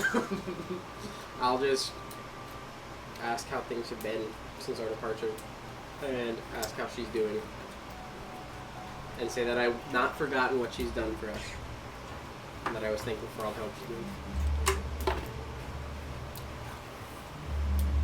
Her voice, and like, it's practiced. It's paced and cadence is interesting, and above all, it's not soft, but it speaks through you, as it was when you met her. She recognizes the voice, of course. There's a familiarity that assumes her tone.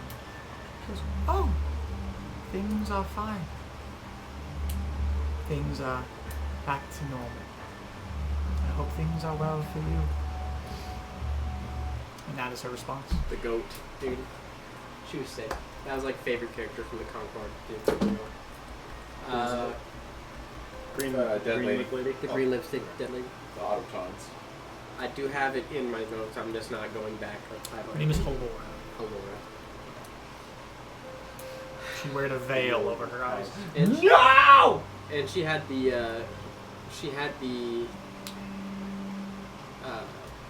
umbrella too. She had a Like parasol. The parasol, yeah. That's the word I was looking for. She wore all black, and she had a curtain. She had a band-aid a bandage attached to her face, like skin tight, and then also like a curtain that went over it. Yep. Her eyes were And she covered. also had a bunch of fucking dudes that called her. She had robots. Yeah. She had not animatronics. She had constructs, automatons. Tom. Soul robots hanging out. I will use my big boy spell, since we're taking a long rest. I'll try to contact the matron again. Like Mother Superior. I'll just try to reach out. Yeah, you focus for a moment and you do the same. I will say, I'm sorry. Wish I could have been there. Or I should have been there. Something along those lines. And as you do, there's no target for the spell.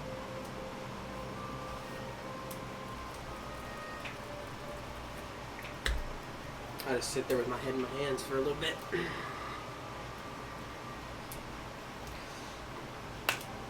You take a short rest. It's very early when you guys set up shop. It's like barely dimming when you guys. So you have time to short rest, and I'll give it to you if you really want to load up on your slots and then sleep. Whatever. All right. So what's going to be our overall plan for? I pay a visit. I'll come back. And walk through the front door. So good. Fuck. He wants me captured and brought to him. I might as well just. Can I be a missile again? Can you greet? Yeah, baby. I ran out. Can we conjure? Did you put it in the chalice of everlasting? Can we conjure more baby oil to make me a friction like the saucer from Christmas Vacation? You act like we're not literally walking around on peat right now, bro. That's probably slippery than anything. Oh, we could have the because I have the feather, the rock, and then I am a literal bomb. That's true. And then Tyrone can be on top of me, and then throw out a couple fireballs to be a bigger bomb. You're top and doling? That's not what I said. Oh. I'm not a part of this That's- conversation. He's taken by a dragonborn man in stroke. One day. Before we get into another life and death situation here tomorrow, I would like to speak to my father. For, what could be the last time. I'm gonna disguise self as the fucking man. He disguises himself, and you see a bird of almost the exact same posture, stature, and not ratio. What's the word for your Proportion. proportions? Thank you. Yes, build proportions. He has the same. It's like a clone, except aged like 8 years. So his feathers are just barely losing the pigment on the tips. A little thinner, maybe, Yeah, around the face. And the thing about the beak is his beak, though the same color and same size type, it has less of like a brow on the front, and it sweeps down through. It's very narrow, just a figure of who he is. But literally is just. Yeah, I mean, he looks just like me. Is there any other characteristics you'd like to describe him? His beak is bright red. There you go. Oh, that's right. Like, fucking crazy bright red. That's kind of sick. Yeah. But aside from just kind of aging features, the adornment that you do present on him is of the standard Sage Clan adornment of your people, which is incredibly modest and weirdly fine spun cloth. It's very nice. It's a cross between toga and like fine silks, essentially. Very Greek looking. That's cool. Yeah. His name is Zuelis.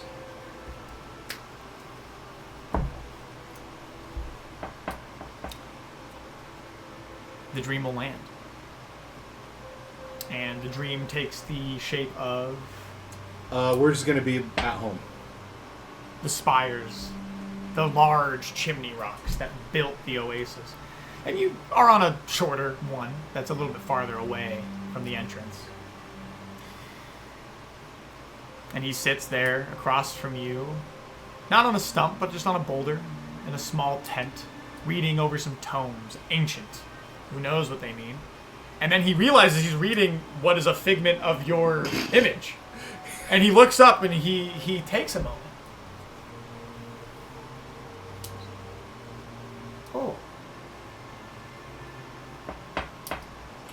hello. I have the intention of believing that if my feathers run dry, you have your old man's blood after all.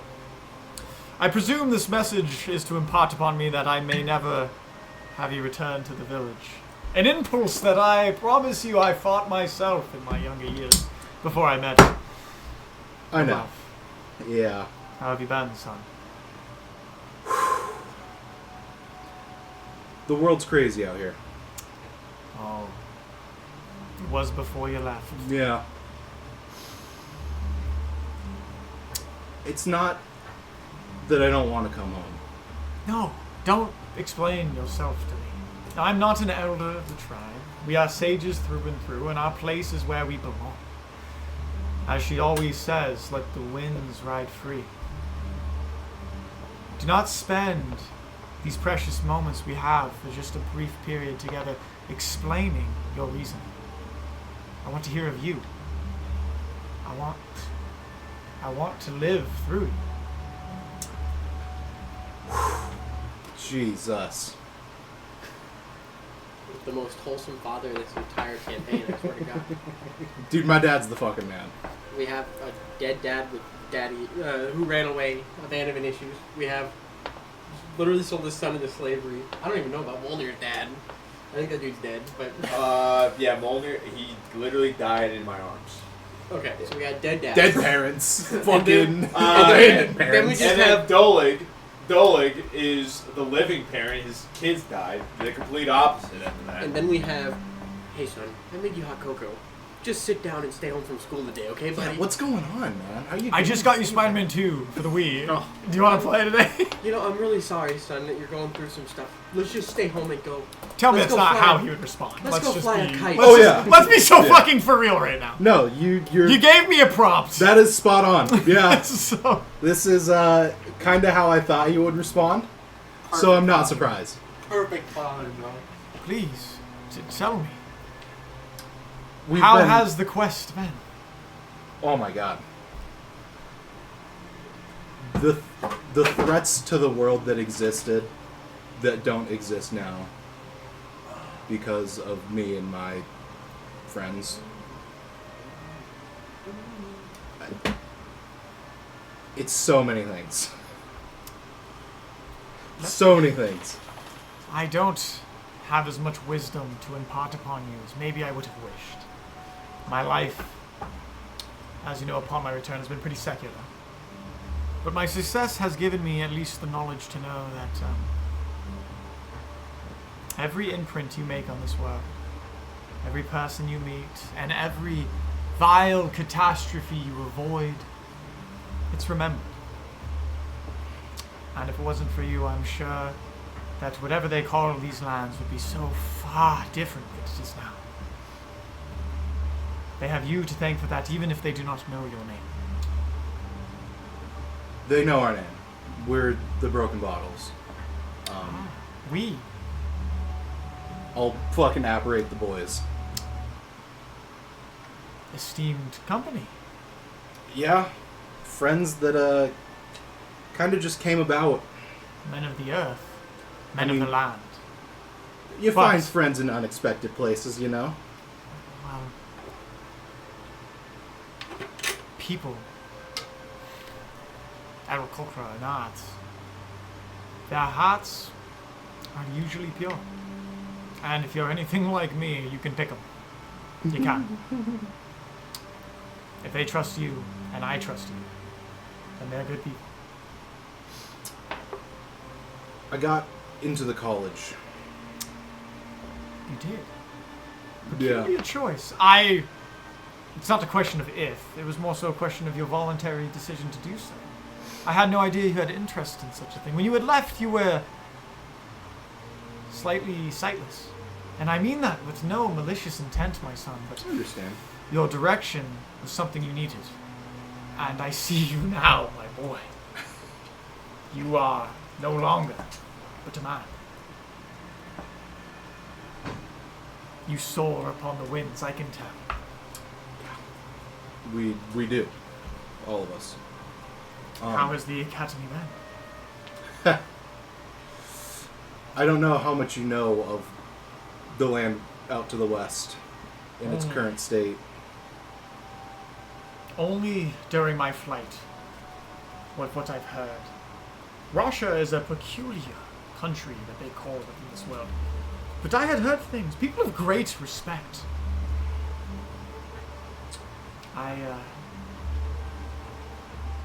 I know it means something, and that's all that matters. I'm sorry I can't give you the reaction that maybe you deserve, or the congratulation of someone who's genuine.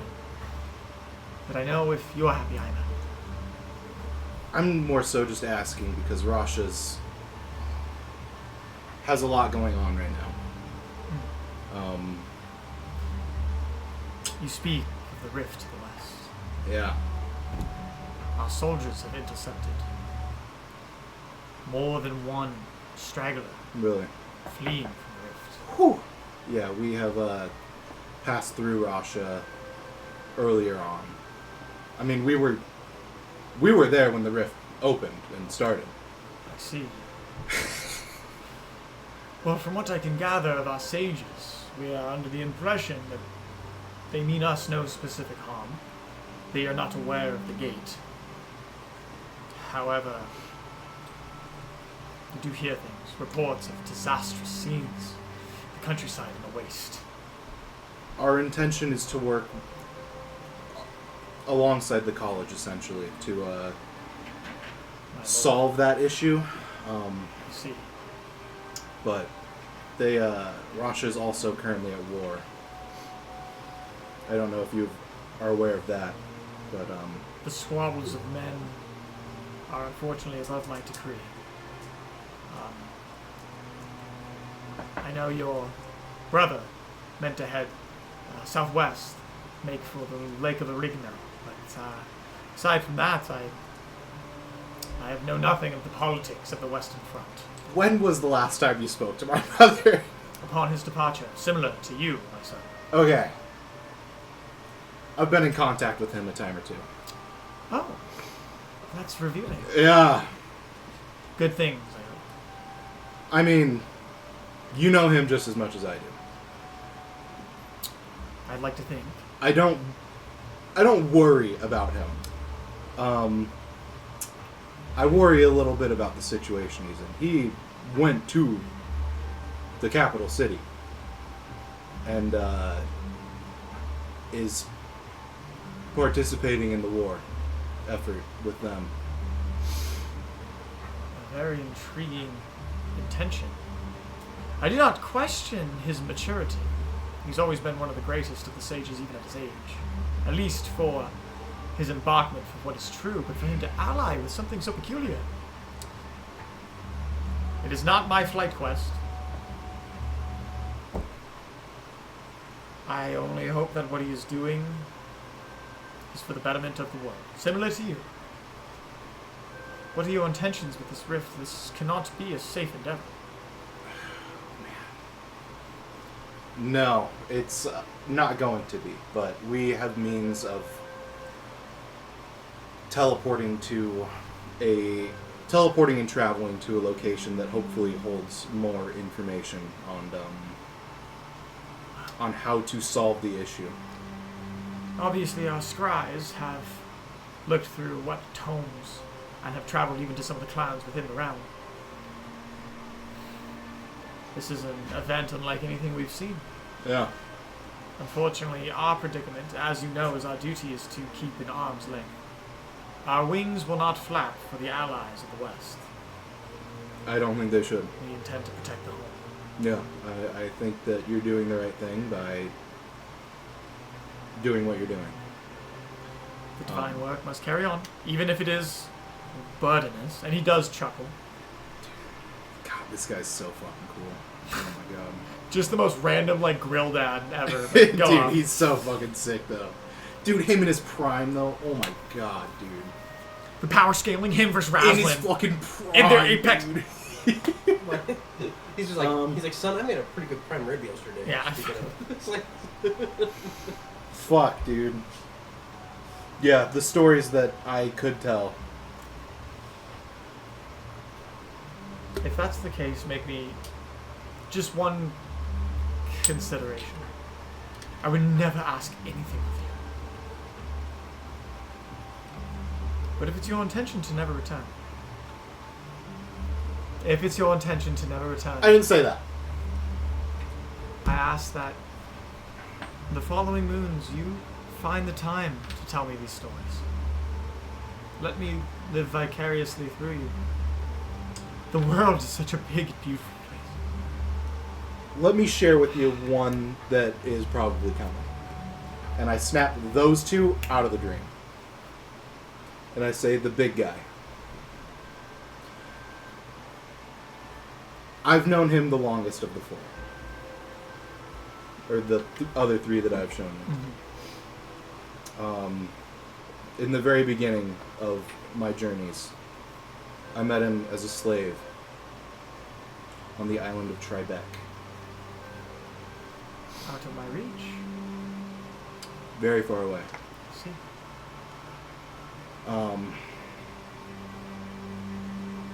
He came across some mystical abilities, unlike ours.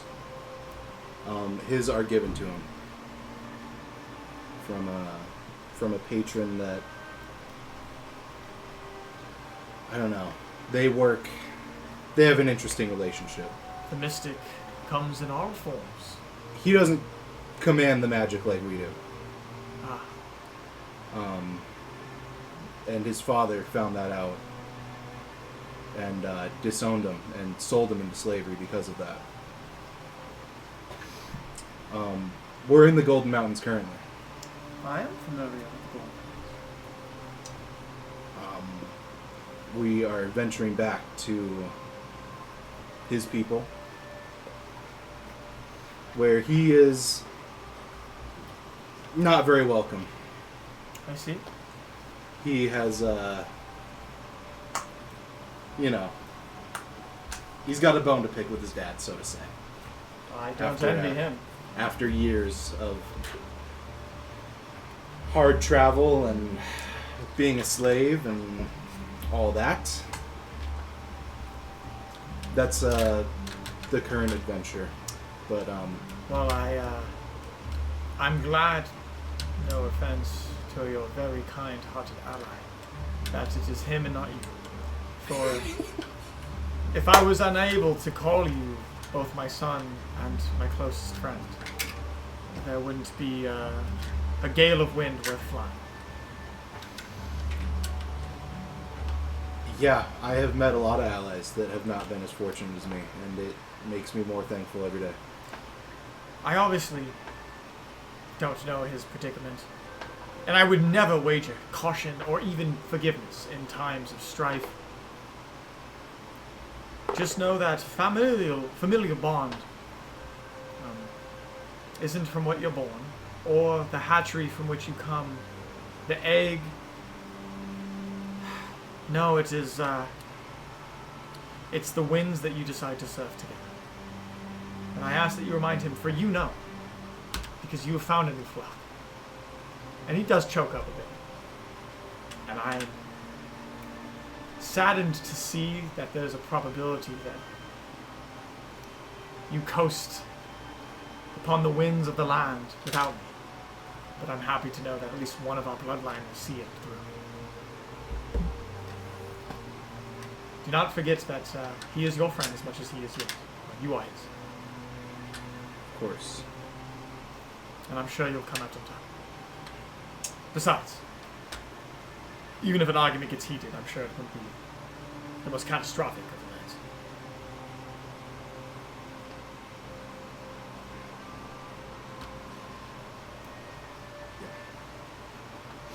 Well, fuck, dude, he doesn't even know about the city. Caused her all. Story for another day. Jesus Christ. And I hope to hear many, many more Oh, on man. future days. Yeah. Call your fucking parents once in a while, jackass. Hey, Funny, I Dad. heard from Tyrone. Dad, did you know that sorcerers don't get sending? There's, you know, It's not that I didn't want to reach out. It's that I fucking literally cannot. It's Dad, not. did you know that rules I is don't written know it. per the 2014 player handbook? I've tried to learn, and I don't know it. It's never come up. It escapes me. Yeah, it's actually through the tall man that I'm. I'm about to say, this type of magic is a little bit more than what shamans are. Yeah, the magic that he gets to call upon is something strange. Well, then I do have a secondary request. I ask that from every able-bodied member and feather of my being, you thank him for me, for giving me this solace, for just this day. If it is his doing, I am indebted to him for life. Dude, Tyrone's fighting tears like fucking crazy. Dude, he's like, yeah, Man, don't worry. I'll let him know. Hey man, my dad's is really cool. And if I hear anything else from my brother, I'll let you know as well. Do not pressure upon him to contact me. Whew. Just as I have not pressured to find you, it's a journey that you must take alone. I understand. I just wanted to, knowing that I'm going into another just big battle, I thought that it would be good to reach out and just say, hey, I'm still here. He stands, and he looms over you in an authoritative state. He says, my boy, as it is, and it always will be. It'll be okay. I promise.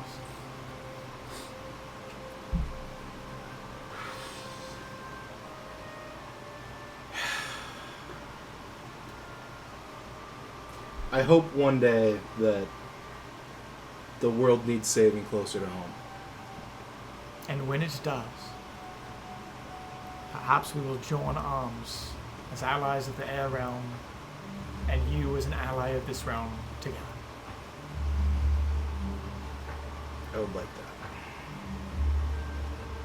But I would never impart something so restrictive for you. For your place is on the free winds. He stops choking up. He drops the wise man. He says, I hope that you impart upon me your presence, at least again, before I pass. I'll make sure to keep Rolger the Olger alive. Luckily, you have a couple of years till that happens. I may be old, but You're like, dude, he's like 21. that's old. I know. For what it's worth. I know, but that's just fucking crazy. For what it's worth. It's like, dude, he's like fucking your age. He's like your character's And age. he's or like, younger. oh, my He's boy. younger than me. Yeah. My But I'm boy. like my age, and Yeah, my dad's like 21, literally. I'm probably 26 or 27. Yeah, it's not the chronological age. It's what you go through. All right? Yeah. Plot twist: Calphane met your great grandfather. Yeah, 10 potentially. years later. That was, yeah, he would have been alive at that time. And he nods and places his hand on your shoulder. Even though it doesn't feel real, you imagine it to be. And you see that he's, in the moment, kind of come to peace with what he wanted to say. And he smiles and his eyes are closed. And he's just there for the moment.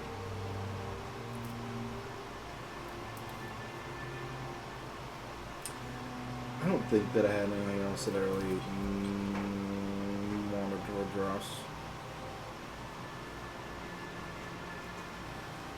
But, I'll just vibe for a little bit with Dad. I won't say you embrace each other, but you just spend a moment in Dude, the I would midst. give Dad a hug. He's the fucking man. He's And- the coolest guy Tyrone knows. And unless otherwise cited, you'll spend, I won't say you'll spend the whole 8 hours, but Yeah, but you'll spend some time in the dream. And let me know if there's anything you need to add in that, but you do so. It's Yeah, gonna be short and sweet. no worries. That's what we're here I for. cast Dream You do. on my brother. Is this concentration, by the way? No. I don't think so. He doesn't have to wait He's for the your... messenger. He's I know. Okay. yeah. I'll look On your brother. Yeah. Alright. Alright, we're fucking doing this. Doing this. Not concentration.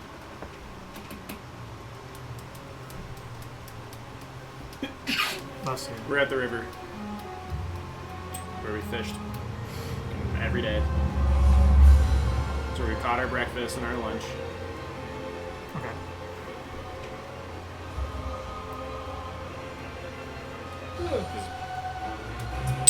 Is he alive? The dream lands. Okay. You see him once again. He's missing his left hand, I believe. And it's cut not on the hand. It's cut at like the Yeah. forearm stuff. Does it look cut or does it look like it was torn off? In his physical representation, it looks cut. That's weird. And as I described last time, his physical appearance is jarring.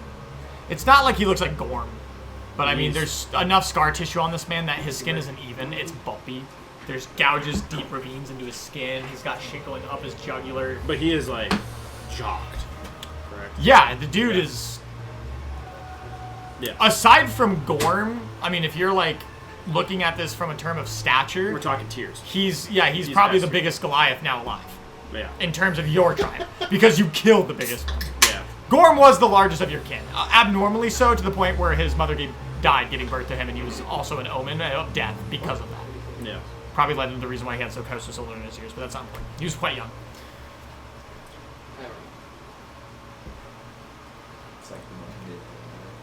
I have one question. How did you lose your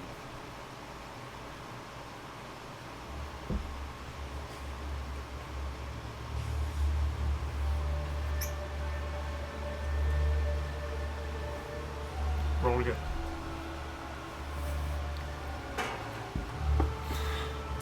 Please. Don't come back. It's a little late for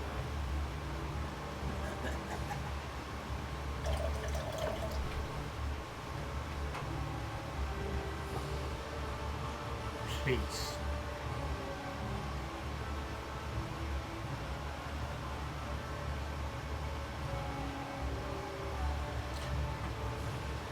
Why?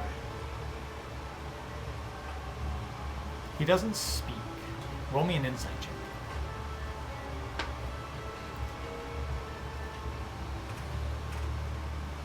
Seven. You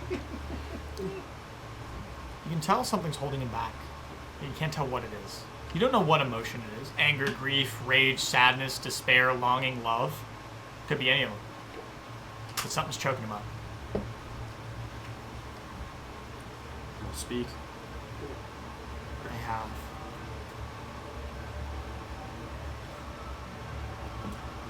This is your chance to tell me now. There's nothing here for you. There's one thing, and you know that.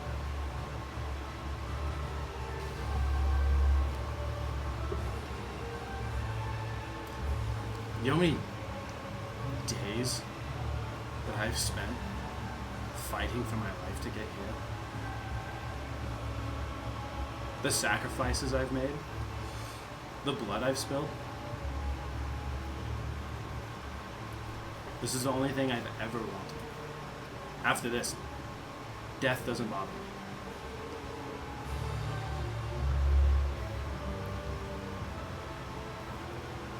If you were in my shoes, you'd be in this exact spot. You don't know what I've been through. Nor do you. There's nothing for you here. There's better away from the bluff. Don't come back. Please.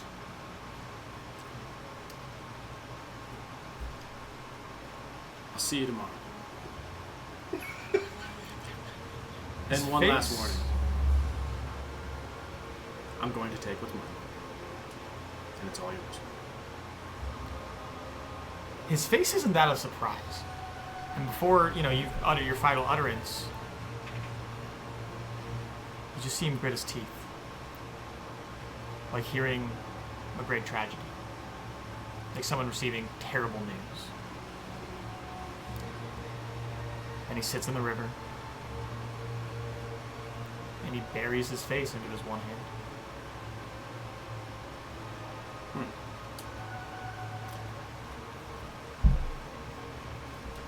I place my actual hand on his shoulder.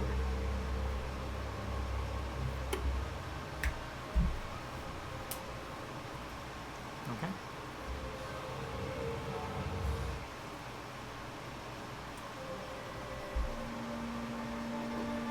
Yikes. Lots of emotion. What do you guys want to do?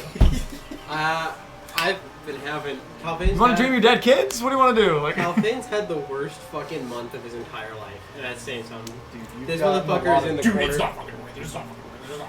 Just like Literally, Doleg's just going on by. He's been like, Yeah. just like, Almost 10 years out. yeah, it's Probably.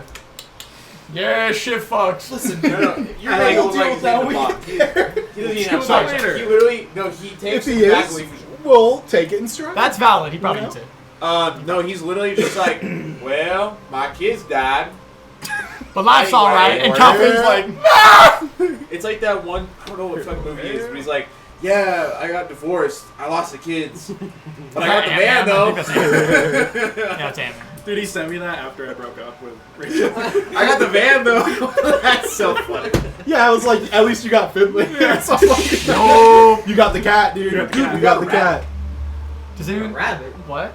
I forgot to tell you guys about a rabbit. I'll tell you guys after. Okay. Sorry. No, whatever. Literally the bro. I don't know what to think or what to say. I want to dream That means him. I did my job. I would like to dream him, but I have a feeling that he's a schizophrenic psycho right now, and probably an old I just I want to think- kill. piece of shit. I want to kill Roller's My dad. dad. Oh! Not wait. I think we're Not good, dude. Rolger's I think we're dad. good. I think I'm Sorry. gonna go to I think we're sleep good. now. I think Not that's what Roller's dad. Rolger's gonna do. Okay. The Roller's only dad's thing chill. that I Roller's want to like dad's a make bitch. sure I say Yeah. to my dad before the dream Yeah, ends agreed. is just be like, hey, tell mom I miss her too. We'll be in touch at some point, probably. I hope. He pulls you close and he goes, I will. But one day you'll be telling her yourself. Whether through whatever this facade is, or in person. And he, of course, enjoys your goodbyes. You guys embrace each other, and he lets you cut the dream at your leisure. I'll cut the dream and I'll go to bed. Okay. Here, do you guys have a Hopefully dream fulfilling available? Yeah, no, it was fucking on the money. Are you gonna plan to use it on anybody? On- I was about to ask you. Do you want to talk to anybody? Me? You don't know who Molnir is. Yeah, you don't know who Molnir is. Come on, man. Man, I want to be playing it. You know Fuck what? Doleg. To Doleg's be fair- fucking stupid. Before Listen, you say I'm anything. not doing it. No, look at me in the eyes. Before you say anything, you don't got to explain anything. What do you want to do? If you want to do it. I don't give a Roller fuck. would tell Molnir either right before or right after it happened. So I'm probably gonna tell him the night after. Do whatever the fuck you want. You don't have to explain your Whatever decision. you to want. me. would just That's call him and be like, that's "Hey, man, not Doleg asking. That's guess what me I did?" asking. Yo, bro. I got him. Hey man, we did it, and we didn't even need you. We didn't even need you, Molnir. We did it. Ladies and gentlemen, Molnir and Citizens of Cosmorol, we got him. he dreams they're in a press conference room and like two sandals just fly after. They're flying at Mullet. Fuck you. Shame on No, they're flying at him. Oh, I was gonna say like the George Bush. Like that's what we're. I love that clip so. It's his dude. The guy that threw the sandals reposted every year on the anniversary. Did you know that? You reposted it. Yeah, every year on the Well, anniversary, he's a hero. ever since it happened. That's He awesome. post the video of him Good throwing on the sandal into Good for him. the bush. Shout out Santa Boy. It's the equivalent of the Iron I Sheik. I'm going to bed. go to Bed. sleep. Sheik's Twitter Bed. page. Bed. Bed. Bed. Sorry. I'll take. Well, are we taking a watch? We can. We're in the hut, Yeah, we We are. are in the hut. Yeah, last time we were in the hut, a fire was blazed around us. That's true. but we didn't die. We didn't die. We That's true. didn't die, but they knew we were there. Something did. I'm not staying up. I had a bad day. I'll stay up and take a watch. Perception. I had a bad day. I had a I just had a bad fucking great day. day. 15. I will also stay up and do. It's second like watch. trying to go to work after you just had the worst night Yeah. ever. That's what getting up. Dude, I went. That's what getting up for watch would feel You know like. what? To Fanny back. I'm not fucking doing this. I'll leave that out. It's a whole Reception. story for different time. Oh, it's a solid +0. Cool. 19. So to start, the night's pretty thin. I mean, you kind of bedded down early, knowing that tomorrow might be a big day. And as you watch your allies rest, Doleg especially getting ready for his watch, getting ready to wake him up later. Pretty early into the night, you do see something. And on the very cusp of when it gets dim, you see 2 humanoids. Female Goliaths. And they seem to have made a full circle. And you see them notice the orb. And they kind of nudge each other. And you visit, they're like 40 feet away. Because it's kind of dark, so they had to get close to notice it's there. And you see one literally turn and goes, it's not worth it. And they just say that. And they get really close to it. They broadside it, and they just Okay, wait. walk. I'm gonna pop out. Yeah, you can. They're like 25 feet away at their shortest distance. Alright, listen. One of them stops. I just have literally my head and my arm out. And they see you, and they go, yes. The more attractive of the 2 approaches. The shorter one. You want to come in? And she leans in. She goes, I didn't see you. I know. Or the mysterious ball of the swamp. And you didn't see me. I didn't see. It's a bubble of swamp gas. Are they guiding? Has my dad put anyone at the Life Moves tomb? Well, it's at the real bluff, but no one's permitted to see the life mother. So Punishable by death. No one's there. I wouldn't say that. He knows if people visit the life mother. Good. Have a good night. And she stops and grabs you and pulls you in. I didn't see you. I didn't see you either. Do we have any elk left? Do we have any elk left? No. I gave it all out.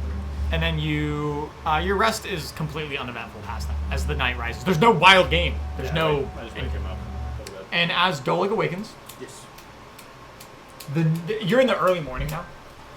And once again, aside from the winding winds and the gross bubbling of the swamp, there's no disturbances to catch your eye with a 19. There's no rabbits or grovels or foxes stealing your food. There's no elk. And there's certainly no humanoids walking this part of the bog at this night. And as morning rises, and you prepare for whatever is to come. Get out your profanities now. Okay, so the question is what? I want to get up. I'll walk over and I'll wake him up. I want to get up as early as I can. And luckily, all of you can get up very early And because you went to bed pretty early into the night. I wake you up and I say, how long does this hut last? Got about an hour left. Stay here. Listen, I slept on it.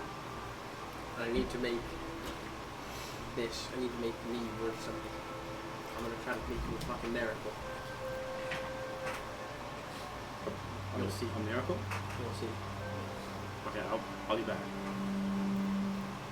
Trust me, brother. Don't- If it works out, it'll be worth it. Once the hut's gone, just lay low. And then Much out there. I hustle and bustle, and I want to disguise myself as just a old regular Goliath. What kind of tattoos? Just little tribal ones, same thing as the women. Okay. And I'm going to beeline it for the Life Mother's tomb. Okay. Very possible. Life Mother's tomb is a couple hours away.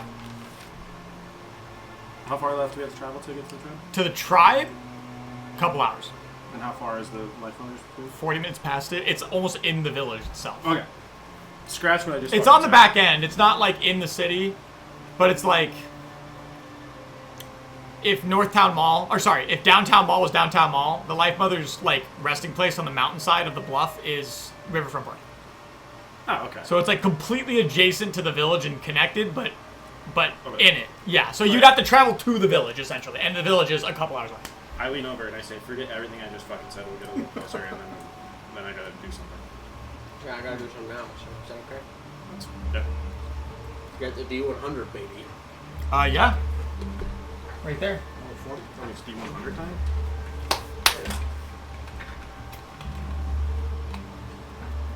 There we go. I'm going to divine intervention. And what do you before you roll? What are you asking for? $1 million. Cleanse this land. $1 million. Oh, shit. Oh, cleanse it. Okay. Shit. And it's a DC of 13 or below. Okay.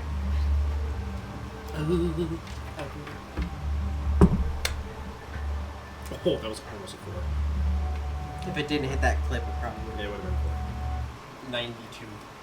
That is. Literally the opposite. Way of fucking spectrum. off. You watch him as he prays, and he's like, "Please, please, please, please." Please, please. Please! Damn it. And nothing does come of your divine intervention. I As you drop a silent hymn. I just flopped. I like literally just went into the mud. Oh, sorry. I got nothing left. I'm gonna grab Rolger. I'm gonna give him a big hug. I give him a big hug too. I'm gonna say, my dad says thank you. Oh.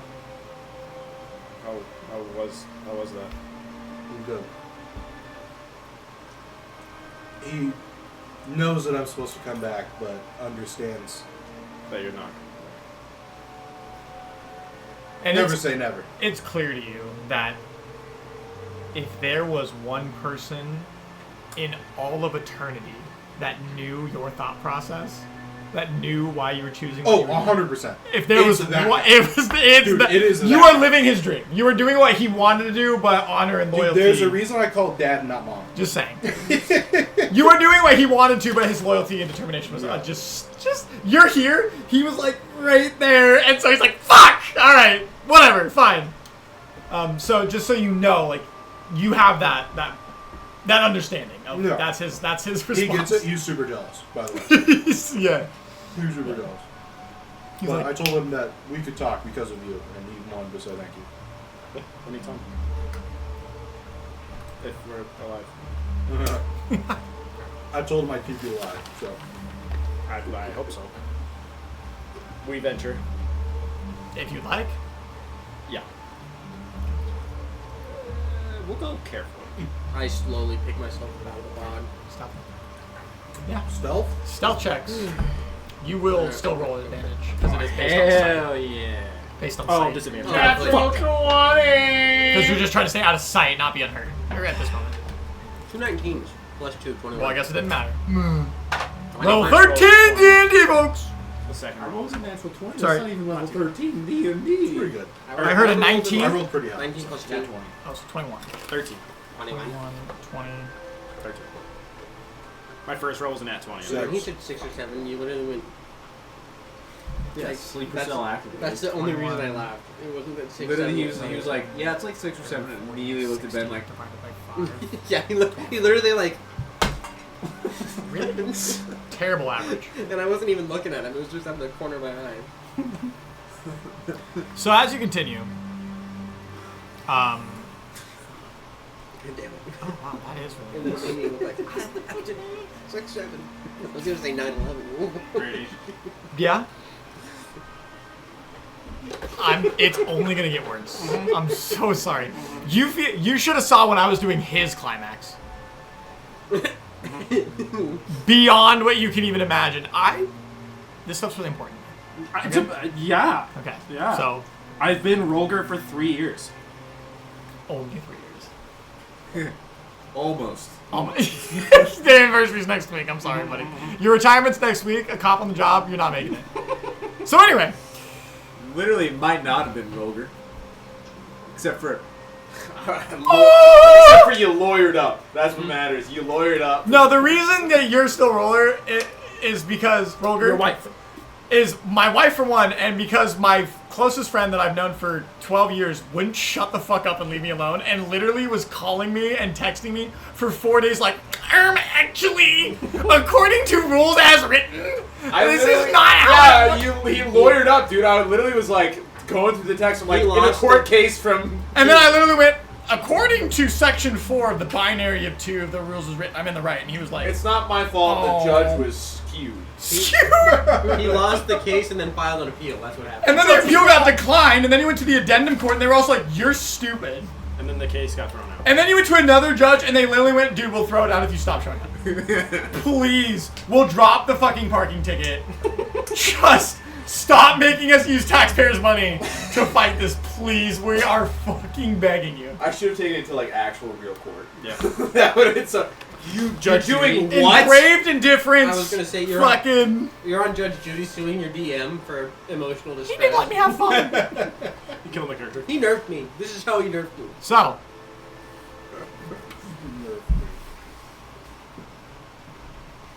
Pick up mammal, he's down.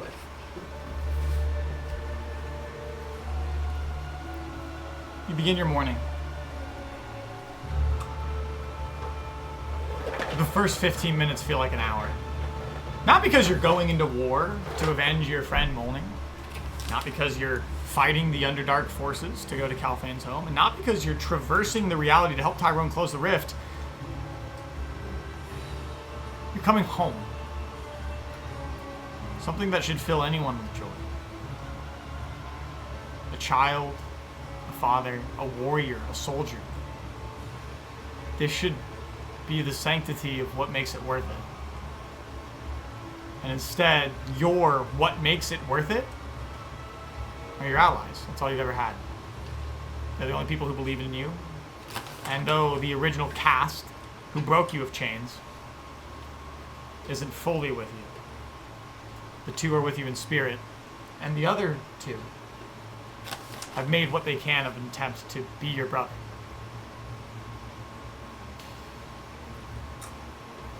"30 minutes pass, 45 minutes pass, and very, very minusculely, you see the landscape begins to take a rise.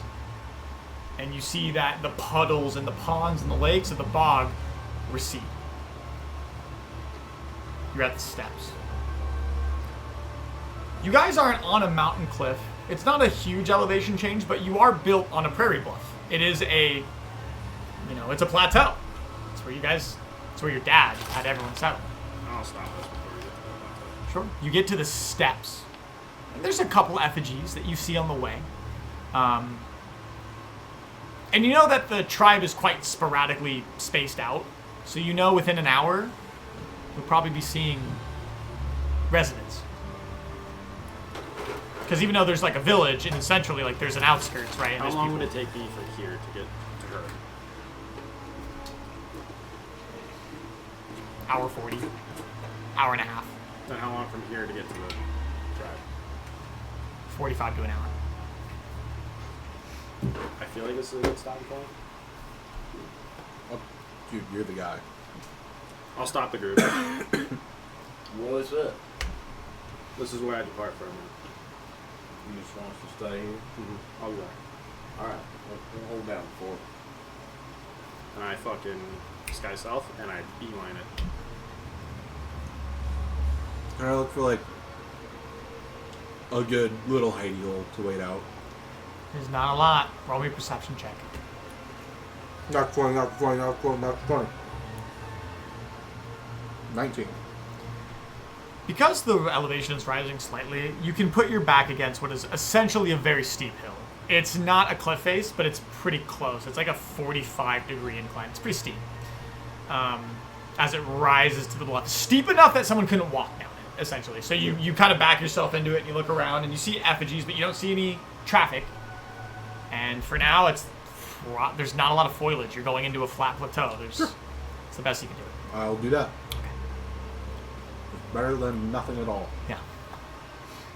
You begin to run up the plateau. Your legs take you, and you get flashbacks. You remember.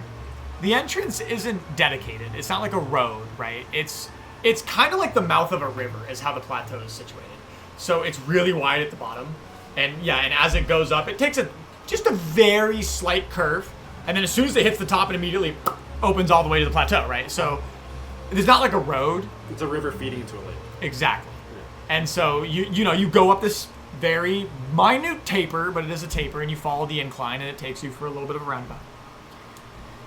And after about 30 minutes of a jog to keep yourself sturdy,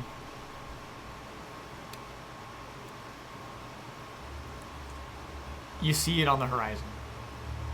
After this point of movement, you're abruptly met by the occasional tent, teepee, dugout, overhang, lean-to.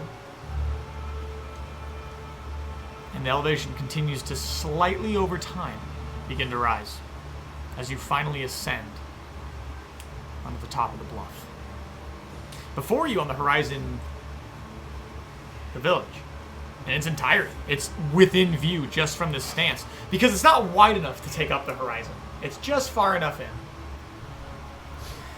You're probably in a density of maybe 5-ish TPs per 1 to 2 city blocks, so not very dense, right? It's pretty sporadic. It's probably people who just live out here because they hunt often or they're looking for something. You walk in, there's no gate, there's no frontal guards. And, you try to keep off the center road for the best that you can. You walk windingly through some of the teepees, tents, and other living situations. And although it's still clear to you very vividly that the biome of this is still a swamp, the puddle and moisture has almost fully receded. The top of the plateau, though, the foliage is still dead. It's still necrotic, and it's still slowly rotting. But just due to the elevation change, there's not a basin for it to settle. So it's kind of just like wilting rose bushes kind of deal. There's not puddles of mud that you're sloughing through. It's like dried clay from the thousands of heavy Goliaths that have stepped on it in years past, and rotting foliage. There's no posted scouts, and you walk around. You see, as you get into a little bit of a thicker area, as you go around, that you're almost completely unnoticed. People seem to have other things on their mind, and you see the sparse housing of hide tents and teepees that they begin to thicken. And you catch the occasional glance, Goliath looking in your general direction as you seem to be in a rush. No one speaks up. The clans under Doeth are just large enough that no one knows everyone by name. 15 minutes, 20 minutes. You don't see any familiar faces, not on the outskirts. Very anticlimactically, you avoid all the heart of the village, the organs of what make it what it is, and around the outskirts, near the edge of the bluff, as it just begins to hit the cliff face that the bluff is built into, where the grove should be. A Goliath walks your way as you pass him, and he looks back at you, a little confused on where the fuck you think you're going. There's nothing out there. And you continue. And the cliff face recedes, and it descends just slightly, another taper, right, the back end, to where the bluff is here, and the cliff is here, and there's a small valley between the two. Very, very limited. A very thick thicket of foliage where people would have rope swings and kids would play. Where the river is. Where you and your brother would fish. Where most people would wash their loincloth and try to catch a night's dinner. You begin to descend. Marked onto a tree, carved with the knife and hatchet still into the thick tree. It's a pine, but redwood sized. Under decree of chief. No entry. And so weirdly, just the words were enough. It looks completely untouched.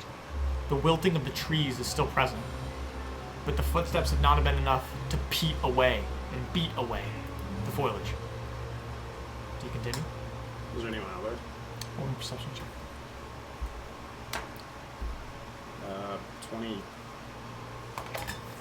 23. Don't see anyone the way you came. It's difficult to know if anyone's within the thicket of the decaying trees. You step over what thorns you can, and as you do, what do the three of you want to do? Rolger told us to twiddle our thumbs while I did. Right. You sit there. Probably be on the lookout for stuff, like try to be concealed in that moment. Let me salt check. Because we are you said we were near a cliff face. It's a small hill, but a steep enough hill to the bluff, the plateau bluff, that no one could walk up and down the hill. So your backs are to somewhere that they couldn't come around. So stealth, and then I also want to be kind of looking around. Yeah. At the same time. So 14 for stealth. I'll just kind of keep watching if he is, I guess. And then perception, please. If you wouldn't mind. What do I need to do? If you want to either assist him, or you can each do one. Do it yourself. I'll do it myself. What was your roll? Mine was just straight 11. Because you're very perceptive, and Dolig is very yep. That's uphill. He's in a rocking chair. He's yeah. Stealth and perception? Or just perception? Very good. Are you trying to hide? Yeah, because guess I'll try to stay in. What do you want? Am I hiding from you? Am I hiding from you? Really? Really? Idle, you're kind of giving our location away, dude. 5. Perception or stealth? Stealth. Okay. And then perception. 29. What's that? 29.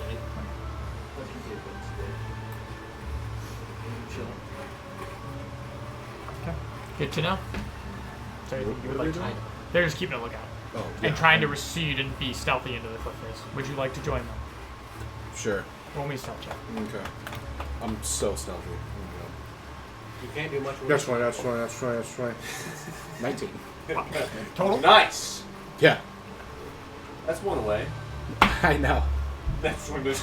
Considering I have a +0, I'm very, very satisfied. Yeah. Yeah.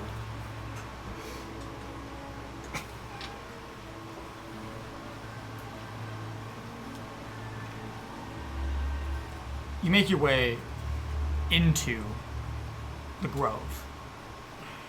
It's never been taboo to visit the corpse, to visit the petrified tree. At least not when you left. It wasn't common. Not everyone within the tribes completely believed in the Life Mother. Notably, your father. He didn't care for the nature of the mountain, for it was about survival and the beasts within. It was becoming more than the environment could be. Exactly. And at the time, he didn't have any taboo about it either, even as the original tribe owner. But you enter, and the thicket is overgrown with rock, thorn bushes, which is weird. Flowers, very common at the site, but given what you know about the recent vicinity in recent days, it's just weird. The trees are still wilted, and every step is a crunch or a snap of a tree as you try to make your way. It's kind of hard travel, just because of what was here before it decayed. And finally, about 80 feet in, your foot falls and it's soft. And you look down and you see green grass.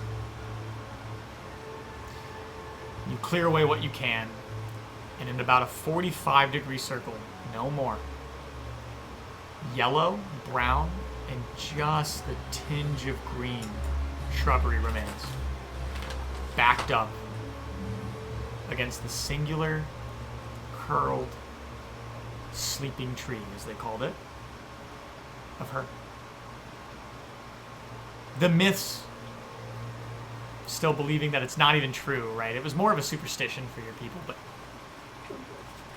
you've heard her. And so the semblance of this image takes on such a weird tone. You see the curves of the body now. It's not a tree.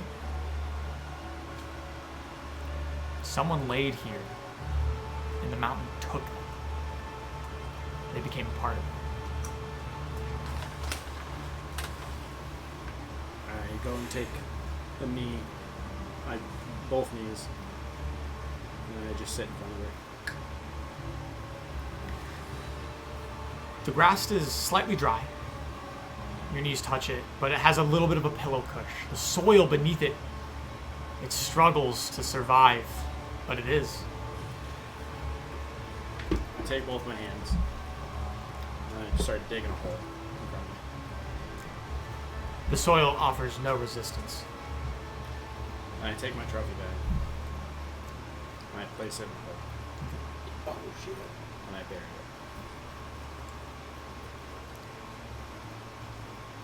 As soon as you push the dirt over the mound, call her what your people want. You don't know her name. You don't know what her purpose was or why she even contacted you aside from some prophecy. Why she knew your people. Why she's here. She hadn't spoke to anyone in any generational lifetime of anyone. And as soon as the dirt encapsulates it, the tiniest sprout grows. It twirls and twists, and you see it wilt, and then something surges within it, and it pumps, and it keeps growing. And it begins to frail and wilt, Like it's just trying so hard. And as it reaches a full bloom, it's nothing but a humble dandelion. And you hear within you, it's all like it must. Union brings death. Our kin must be free. They must roam.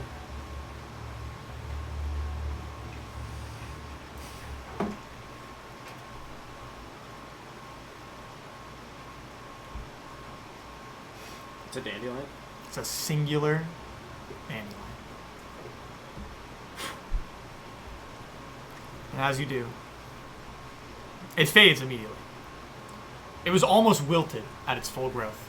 And you see that the grass seed already begins to encapsulate the mound that you've made. It's thin. Barely there. And as it blows, the wind takes it. You understand the superstitions. You hear them now. Like a flashback of the past. The mountain gives, and the mountain provides. It always has.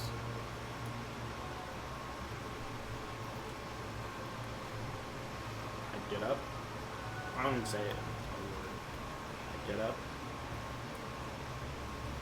and make my way back towards the group. And as the vision of what she said rattles, we must roam. You feel an intrepid resemblance to her choice of a dandelion.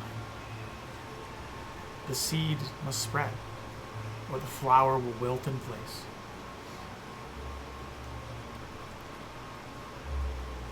And it rings to you, before your time, you grew up in this. Your people were nomads. Your people were the people of the peaks.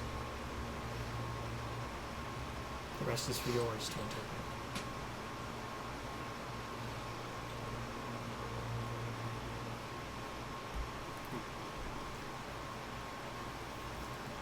You hustle your way back.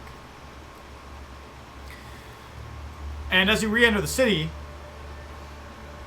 no one seems to take too much notice of your presence leaving. People know not to go in that direction of the bluff. You make your way through. I assuming still avoiding the... Okay, I just want to make sure. You don't see anything too new. But on these outskirts, you see, people cooking thin slices of meat on a roast. A couple spits. A lot of dried, thinner leathers, what's the word? Squirrels and rodents. Like small, not even game, but that's what you see on the tanning racks. No elk, no mammoth. And you see that, say, at this point on the edge of the village, most of the Goliaths are still stoic in their presentation. They're thin. Not malnourished like maybe the ogres of Khaz'Daral, but they weren't what they were.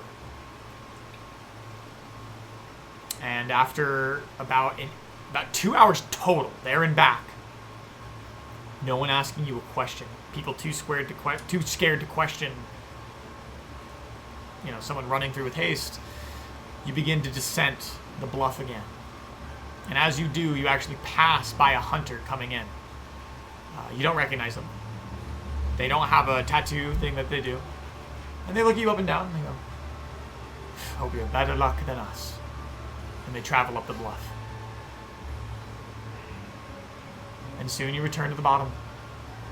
You look around, you don't see your allies, and you make a couple circles knowing that they've probably done their best to conceal themselves. And soon you find them. Into a small dugout that they've created, into the edge of the hill. Time to go. Go where? Go home? Yeah, we're just going. To Stroke. Yeah. Back to Staroke? Yeah, we're going to Holy shit, dude! What's a Staroke? It's the greatest place on earth. You gotta go sometime, dude. It's so fucking good. It is so kids are fucking there. good. Your kids are. I'll follow It's you like to the imagine exit. the opposite of this place. Well, Are we busting Let's down do the it. front door? are we disguising? Are we marching in as is? No need. Let's just go. No need to disguise. I'm not disguising. Show of strength. Well, I've known you for 14 minutes now. 2 weeks now, so I guess I'm ready to die for you. Totally valid. Dolik's like, I got nothing else going I on. got I'm gonna be honest. Nothing else going. Yeah, if we could be back in time to close up that hole that ripped in the sky that completely murdered my wife and children, that'd be great. Yeah. But, Are we approved for that PTO though? Like, are we gonna? Yeah, is there a PTO blackout, Mr. Union Man? Yeah. Yeah, we're union. Sorry, no, we can't schedule around the rifts. The Luck Point YouTube channel is unionizing. Thus is the nature of level 13 D&D. Level 13 D&D, folks. I go up to Rolger and I go, like the Arnold.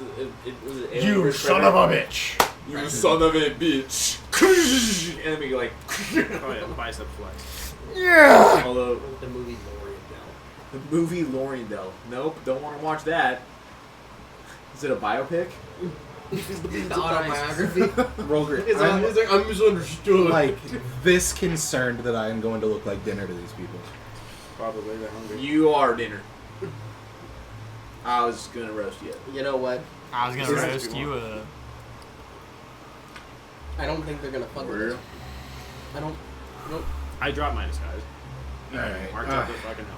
Dude, if he's dropping his disguise, I don't feel I would a assume you did it stronger before need. your allies were like, "Hey, Uncle Lion, kill it!" So, sorry, that's my bad. I should have. No, yeah. it's fine. I assumed that you would go, "It's me," and they're like, "Fucking kill him! Kill him! Kill him! Kill him! Who's that guy? Get Fucking him love before her!" I mean, to be fair, if a Goliath was walking up to us pretty calmly, I'd be like, oh, it's probably Roller. Well, they saw me disguise self right away. Yeah, I guess that's true. I chose to close my eyes while you disguise self to keep up surprise. Okay. Yeah, I'll follow them and not disguise. I'm just regular old Tyrone of the Broken I'm Box. just regular old Tyrone now. Regular old Tyrone. And with intent, purpose, but more important, loyalty, you follow him. The second time, for you two, that you've been willing to lay it all on the line for someone else's goal. Yeah, I'm new to this. Oh yeah. And I hope I don't put words in your mouth, but without a moment's hesitation. Nope. Dude, the third time. Getting pretty used to it. The laundry list is quite large. Yeah. You ascend the bluff once again at a much slower pace. Would you like to be adorned with the club or no? I'm gonna drag it. Oh, I guess it's too late You walk through, and all of you see what he saw. There's no frontal guards. There's no welcome. There's no, aside from the effigies that dot the line. You walk down a center road beaten by clay. now. As we're walking down, maybe not yet. Sorry. You do take a slightly different approach than you did because you're not trying to avoid going in. And you ascend the bluff. And for a couple moments, you do go unnoticed. You're in the village almost proper on these outskirts. And as you do enter, you catch the occasional glance, and then there's that double take. And you hear whispers. Chicken. Roast the turtle and chicken. Turtle soup. Meat! Meat! Trophy! Meat! Beak dinner. Beak feet. Chicken feet. You hear the whispers You can't do this to me. grow into this rumble. As people begin to slowly walk kind of with you. It takes about 15 full minutes of you walking through the town before you've amassed a small little crowd behind you. And before long, two people meet you on the road. And immediately, the quiet whispers fade. and you were halted by 2 large Goliath hunters/warriors. Both of them look just smaller than Rolger in his form. Just barely. They push through the damp street over the people that kind of making a commotion, and they look you up and down, and they're immediately stone-faced confused. They're flatfoot. Out! State you. Rolger. And I point towards where the arena would be. He immediately drops into a panic state. He told us he would return foul-spawned. He pulls out a spear. Drop everything you have in the hold, be upon thee! And as he brings up his blade, you hear... It's deliberate, it's soft, but it's loud. Enough! And the heavy footfalls of a bigger Goliath approach. And cutting through these 2 individuals,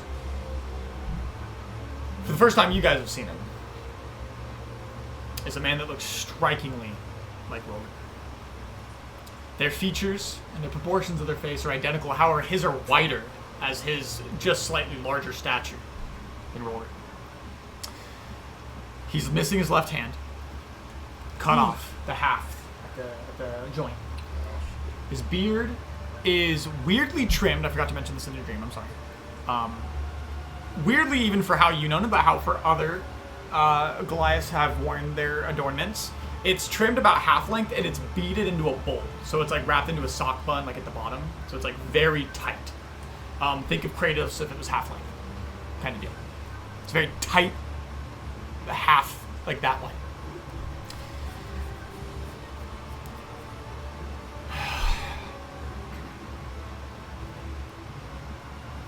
The chief wishes to speak to the guests of the tribe. Lower your arms and relieve them of theirs. Bring them to the hall.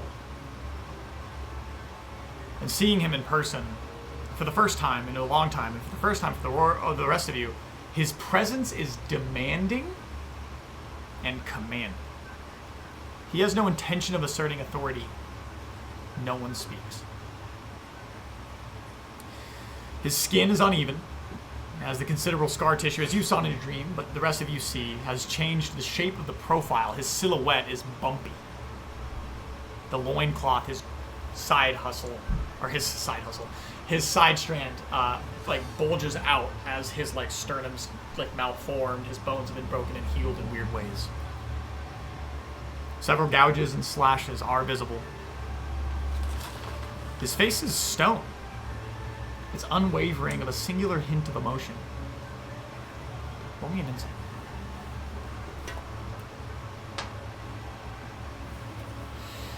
I can't see what that is. 9. It's hard to know what he's thinking. Can I? If you'd like. Natural 20. It's hard to know what he's thinking. I can't read the There's writing. just the tensest brow tension that you see, Calvin. Just the... It's imperceivable. But there's some. But you see a little... I'll put it in words for your natural 20. Natural 20, dirty 30. Jesus Christ.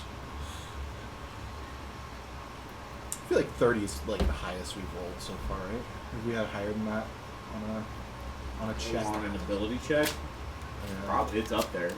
I think it's the highest we can go right now because I have a 20 in wisdom. Yeah. I have a... As the guards approach you, they say, well, you have them on arms. I'll hand them all of my weapons. They strip search you. They take your armaments of everything, unless you intend to hide something. Daggers, blades, rapiers, everything. You wouldn't deprive a man of his necklace, would you? Why would I? It's not a weapon. Shut up. I just don't know what They to look take at the from mall and they go... and they look at your brother. And he says, he can keep the lid. as a guest. I don't know what you want off of me. They strip search you. Sure. They find what is obviously a gun wand. It's a piece of And they wood. take it and goes, a showman among your mists. And they pocket it. Do you have any other items in your equipment tab that can be construed as a weapon? The actual gun, the flintlock. Yeah, they'll confiscate that. They don't know what it is. But they're like, mysticism. They grab it. What are these contraptions? I think I have a knife, but They would other- take a other dagger than if you those had three, it. Yeah. Unless you intend to try to not. I don't think hiding weapons is a They do search you and take anything other your personal side from the limb. I got a lot. Yeah, they take it all. Unless you intend to battle. They leave the limb, though. They walk over to me and I just pick up the limb and I just drop into the ether. Take me. The Gasogas. Slow pat him down. And they take your spear, if you allow them to, and everything on your person. Everything? Everything considered a weapon. Alright, so take 2 spears and a flail. Anything that could even be construed. Who took my wand? I want to know that. It's the dude, but he hands all of this equipment to his brother. Okay. I forget what movie it's from, but it's like that disarming scene where they're like, hand over your guns, and they're like handing over like 15 different fucking guns. I believe it's Sinbad. If you're thinking about the animated one. If it's the non-animated one, it's I don't care. I have like random shit in my haversack. Mm-hmm. I do not intend to hand over any of the shit in there. As they strip search you, they open the bag and they don't see anything. Yeah, there's nothing in there. Mysticism. Give me the bag. The bag? Yes. The empty bag. Give me the fucking bag. He opens it like the side pocket and he just peers into the void. He's like, yes, the bag. So gone. And he goes, fuck. Give him the bag. I look at. Sure. You can have the bag. They grab the bag. They don't I'm take gonna any. blow his fucking They don't head take any into jewelry a off your billion person. pieces. I'm gonna blow They don't his disarm you of Oh, your armor. man. smooth. So no armor going. And as he turns to walk away, he leans towards you. So does. And in a voice you didn't think was possible, softly, he almost has a hard time spitting it out. You should have stayed safe. You should have stayed away. And he stands up. Can I keep my dragon statue? It's just a dragon statue, dude. It's just a dragon statue. No, you're gonna Just a dragon statue. Well, I mean, it's It's quite a, large. It's a piece of jewelry. They look at him, and it's huge. He goes, Yeah, it's fucking giant. They ask your brother, and he turns and he goes, he's a showman. Take anything that can be construed as an item. And they snatch it out of your hands. I look at the guy that takes it, and I said, if I wanted you dead, you would be dead. Brady, please, I beg of you one more time to say, Ooh, this makes me Mysticism. so fucking mad. Mysticism. Showmanism. I cast 7th level Disintegrate on that guy. And I don't take my think you staff. have an arcane focus, do you? You might have a small one somewhere in the person. Because you've been using the wand as your... Yeah. For like eternity, you've been using it Yeah. as your... Because it was specifically... when you commissioned him to change it, he turned it into a gun, but also as a Yes. form of... He imbued it to the ability where you didn't need to hold a fucking... a thing. Anyway. Brutal. Yeah. That one, he vetoed that one. oh, motherfucker. I can't make the pyramid. He walks away and fades into the crowd. The marketplace. The village begins to uproar. Whispers, hushed turns, and looks as you are escorted and brought to the village. It's unpleasantly the same. Almost nothing has changed. The layout, the center. It's not uncommon to have giant bonfires right outside of the Grand Hall, and that's where you're going. The people of the tribe are scattered about. And as you saw, just barely, with your trip to the Like Mother, They're tanning hides, cooking thin slices of meat. Many individuals look less than ideal in terms of health. And in the center tent, you catch a scene of a woman placing a leather rag on a man's forehead, attempting to heal him from some ailment within a home that you guys sideswipe. You see out of the corner of your eye. And as they catch your gaze, they close the curtain, pull it shut of the commotion outside. Few children are seen. However, there are a couple of varying genders. And as you enter a portion of the dense village filled with large idols, you see totems representing the hunt, vigor, and health, and among trophies mounted from hunts. Many of which you recognize, Rolger. Very few have been added since your departure. However, there's one that stands out. In the center of a large rotunda approaching the center of the village, there's not a town center, but outside of the grand long hall, you know, that's where the hunt trophies go. The big ones. And in the center, where the bonfire would normally be held in the winter months of the mountain, lies a singular large log pike, sticking straight out of the ground, and impaled upon it is a humanoid, a Goliath. Baldur, leader of the three, his body desiccated, rotten, and entering the final stages of decomposition. Just barely recognizable to you. What did he do? Just behind I it. just lean and I go, that was the third. That doesn't answer my question. What gets I'm like, The man. third of the. Do you remember whenever we got attacked? Well, yeah, I asked what did he do? Like, what gets you up here? There's never been Goliath on Goliath violence like that. Aside from the wrestling pits, which has usually been non-fatal, aside from when your brother beat you out of the tribe as exile. It was bloody. Like, it would take a couple months to recover. And it was a sport. Like, it was in good... I won't say fun, because it was to prove yourself, but it was in good faith.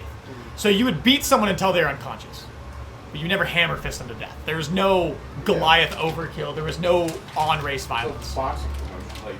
Yeah, it was UFC, but it was usually a grappling contest because that's what you got, you know, subduing the creature. You're not trying to kill it with a spear. Anyone can wield a weapon. But yeah, essentially. But it was never. There wasn't a ref, but it was always for honor. You have no honor as a hunter if you don't know. Anyway, and so this is unheard of. Just behind it, the long hall. A large wooden cabin. It stretches for hundreds of feet.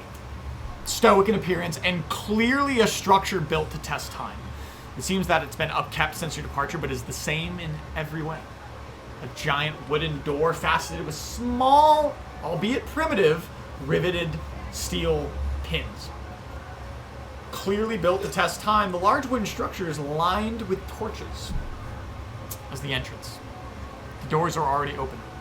And as you enter, several members of the clan are present. Your father sits upon the tendrilled skull of the death tyrant, hunted long before your time as an avid hunter. Long ago. His age becomes immediately apparent to the rest of you. He resembles Rolger less than his brother does. His features are impeccable, but rotten by time. His beard is frazzled, and instead of sweeping down, like is of the norm for all Goliaths you've met, and including Rolger and his brother, it's frazzled and split end, so it spreads out like a paintbrush. It's got this fan to it, very unkempt, very grayed. It falls on his chest uncomfortably, like it has dimension and volume that it shouldn't have. He is slumped on the throne, his head supported by his fist, and he barely makes the effort to arise it as you enter. He pops his neck and then his jaw. He's leaned onto the edge of the throne. So, the foul spawn returns to the flock.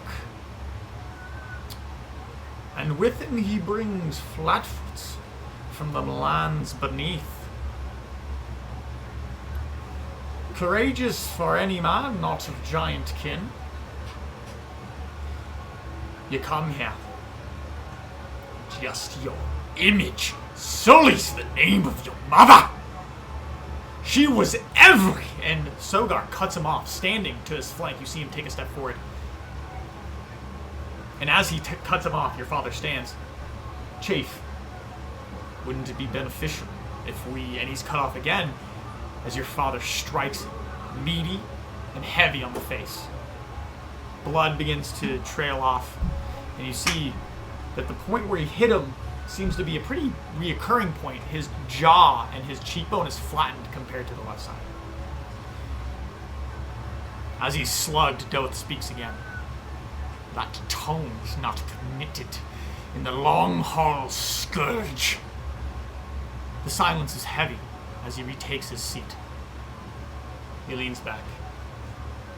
He stretches all of his muscles. He's still in okay health, but for a man of his age, I mean, you know, he's in his 50s-ish. As chief of the tribe, I welcome these flatfoots as guests. And he spits up some phlegm. It seems I must rest. We can continue this discussion tomorrow. No. There's no time now. You can walk the steps of your superior, as he notions to your brother. You and you can be entertained in the pits as guests of the Fangs. We'll have a luncheon tomorrow. And you can grace everyone here with the reasoning for your return upon these lands. And you can explain to them how it was your exile that led to the fall. I immediately just start pulling out the club out of the ether, and I just slam him on the ground. Ah, your foul ilk! You bring it back. Exiled for a reason and brought back all the same. We're doing You this. sully this clan! We're doing this now.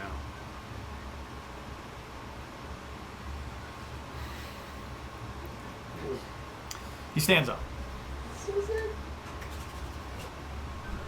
He takes a step down from the throne, if you can call it. Boy. I allow you to enter with hospitality. I let you come to your home on my will.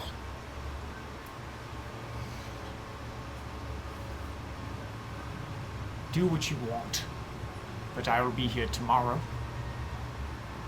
And there will be a lunch prepared. Not in your honor, but at least in your stead, you foul stench!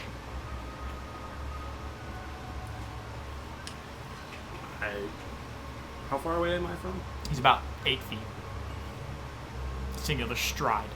I point at the door. And I say to the pit.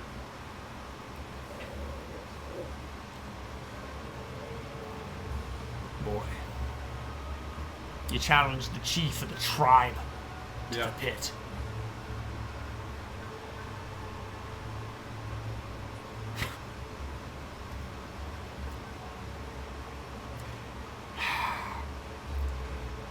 If only you cared enough about tradition as you cared about your friends or your family or even your mother that your foul ilk killed! Fine. The pits. But you fight my champion, not me. Then maybe you can earn your right on tradition. You leave for years. And you come back and you think you own it. You're not the heir to this throne. You don't earn tradition. You were exiled for a reason. Not because you belonged. So don't speak to me on the pit. When I am in health, I will meet you there at the end of the day. And you can have your wish, however it be. And I look at Sogar. I warned you. He looks at you back. He doesn't say it to you, he says it to the wind. He says, I know. That's what I was afraid of. He takes a step forward. By loyalty to the chief, I, the champion, accept this call. I will meet you by sunset. And he walks past you. And as he does, he stops. At least give me the afternoon. Give me a moment before it's over. And he grabs you by the shoulder and he walks you out of the long hall. The rest of you are alone. He points to one of the guards. He says, "Entertain the guests. The Flatfoots. Show them what the peaks are capable of." And the chieftain takes his leave.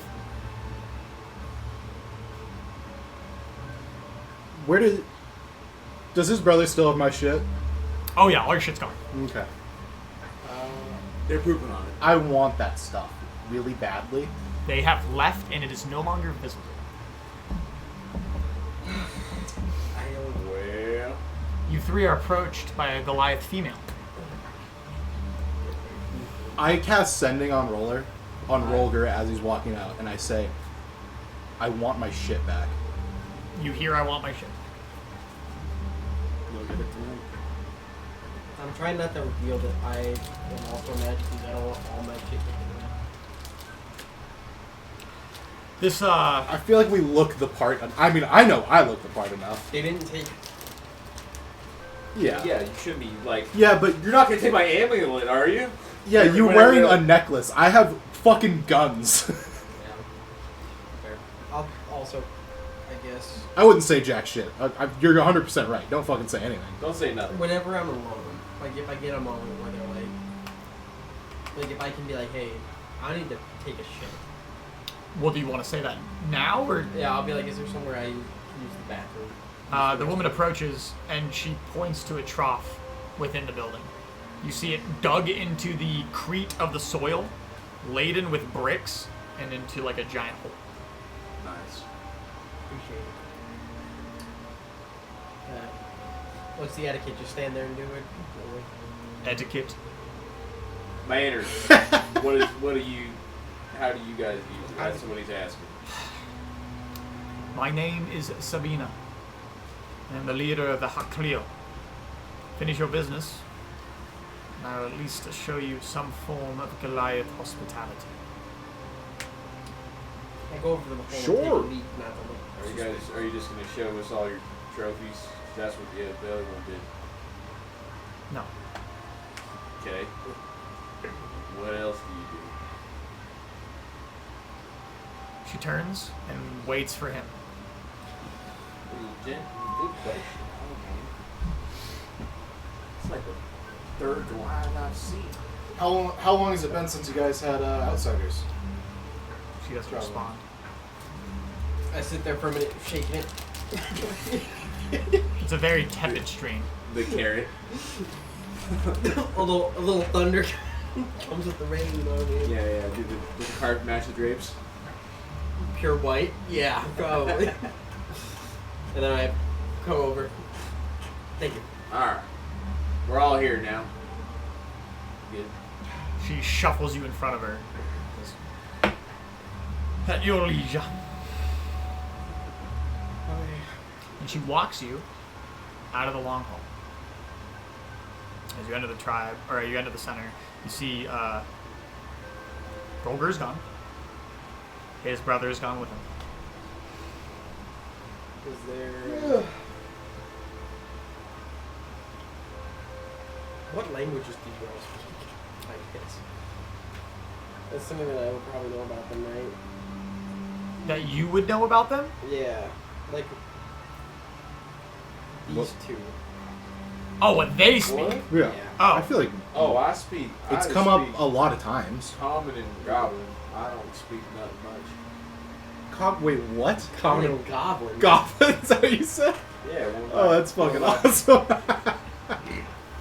I feel like Well, hey, that now. has not come up yet. It has. Has You it? guys just never. It has come up because he'll be like, "What languages do you guys all speak?" I'm like, "Common and Goblin," and then you guys are like, Yeah. Common, Infernal, Primordial, and Sylvan. Well, Yeah. Okay, buddy. Speaking 6 languages over there. Four. Common, Elvish, Orc, and Undercommon. Man, we And it's weird that I just speak Common and Goblin. don't have a bunch of overlap there. One of my best bros. I'm going to describe an image you both see, but you see it at different times as you both walk through a similar portion of the city. But you see it first, and then they see it. Okay? Okay. But I'm just going to describe it once. You see, as you walk through,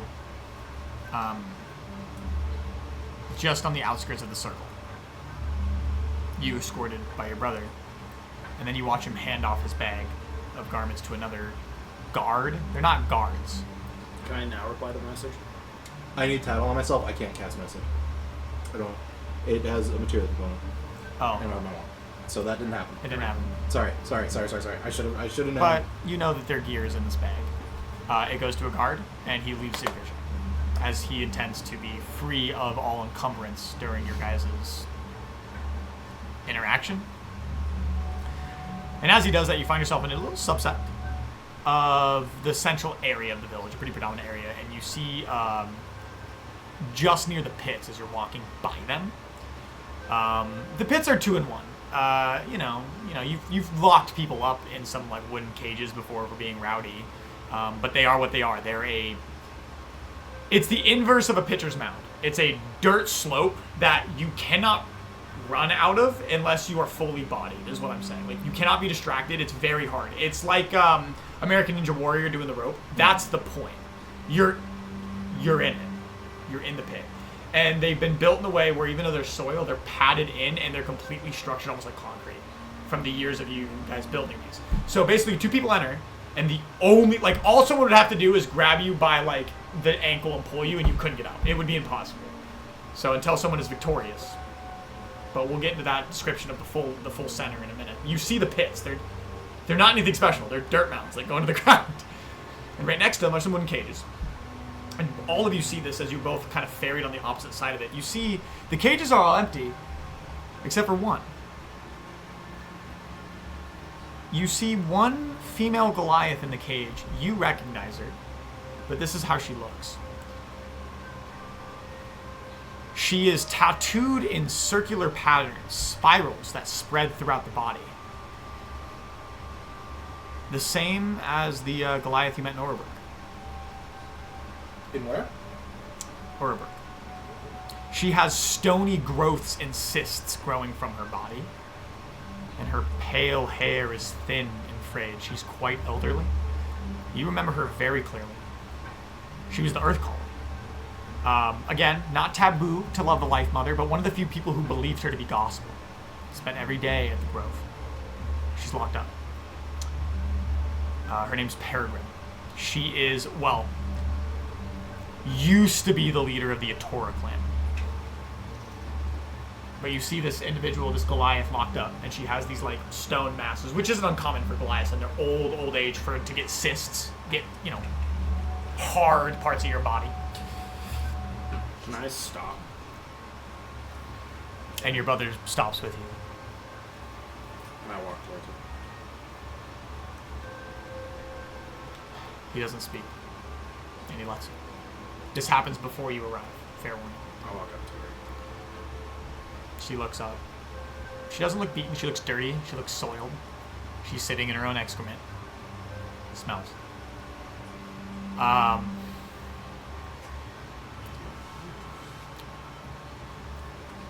She clutches an idol.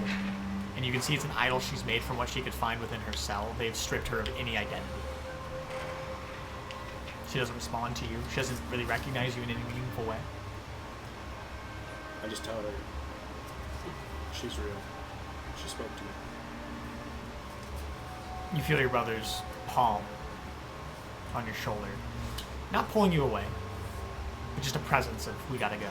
And as you speak, she looks up. I know. I've always done.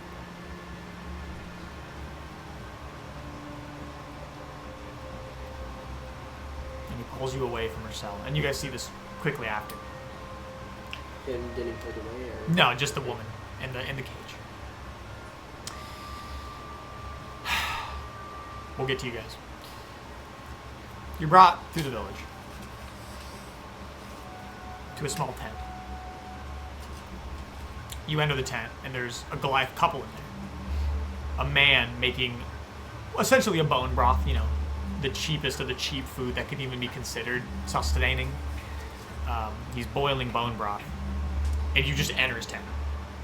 And Sogar looks at both of them, and they are immediately petrified in fear. And he goes, take your meal. I just need a secluded place for a moment. And they go, of course, Scourge, of course. And they just walk past you, and he takes the pot with his fucking hands, and he grabs it off the boiling, you know, fire pit, and just walks out. Gets the fuck out of there. Walks past you. So fucking There's like funny. smoke coming out of Oh, the can. that is so funny. He offers you a seat. He doesn't sit across from you. He sits by you. He lets out a sigh.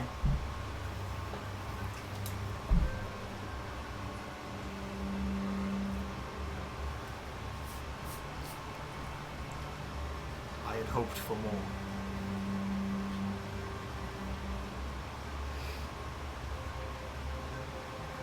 Don't fight for him. He's all right. Let me free this place. Let the people go.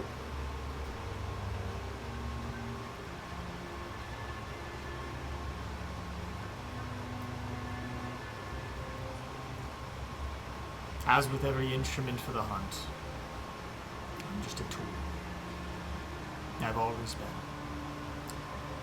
I'm a fine spear.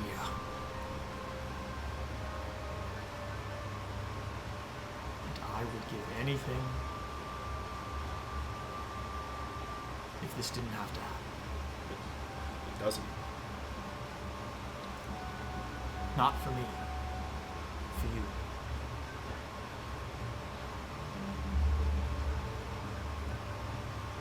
To free me, to free this place.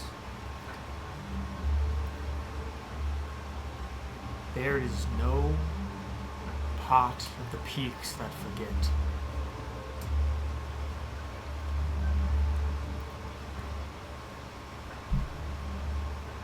I don't deserve to continue.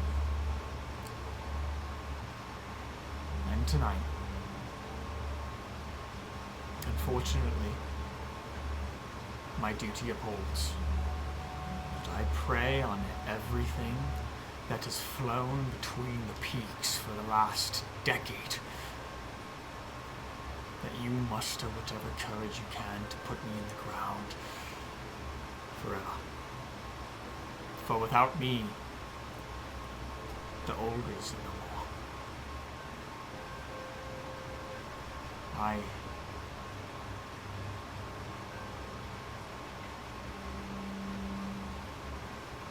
I have done horrible things. I have robbed you of what you deserve.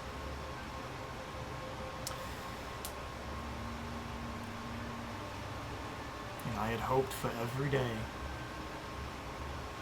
I hoped he was lying when he said that you were coming.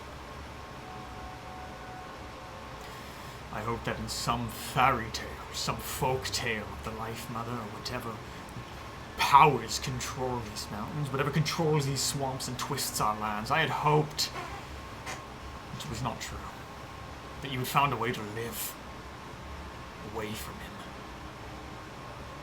Man deserves to rot just as much as I.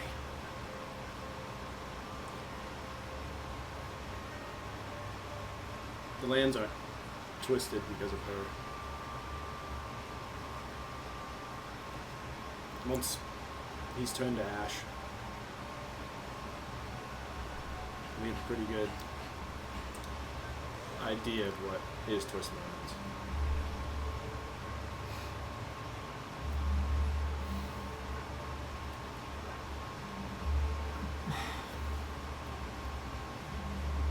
I've never believed in her. I know Father certainly did it, and I don't think you understand the guilt I feel even being allowed this conversation.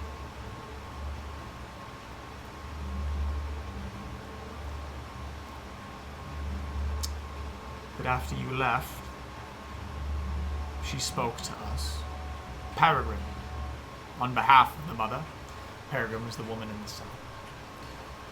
Of the prophecy that union will bring death. She spoke that something must change, though the words were cryptic. Pops didn't believe in anything of that ilk. He believed the union was you coming to kill her. That union of the family will bring death. I think it's bigger than that. You're right.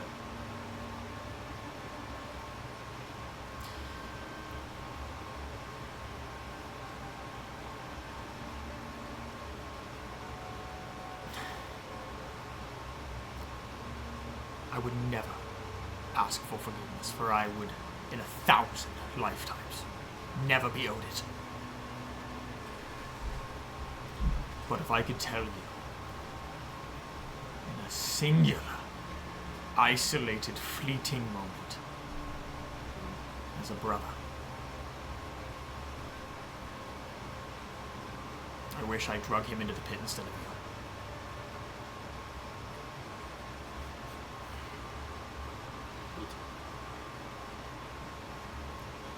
you. You deserve more, and I wish I could give it.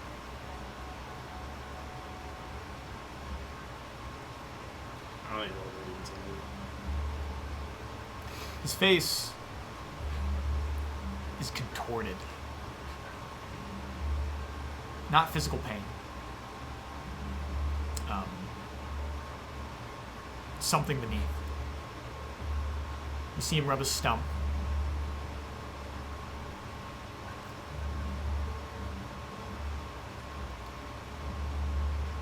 I don't mean to compare wounds.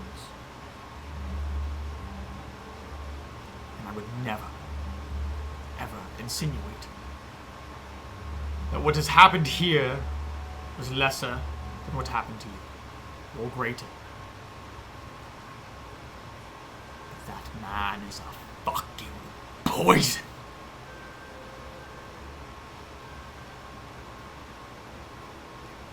He sent Baldur to kill the keepers of the grove. To kill anyone who worshipped. He denied. Baldur, not a believer, stood on form of honor. And the punishment for that was death.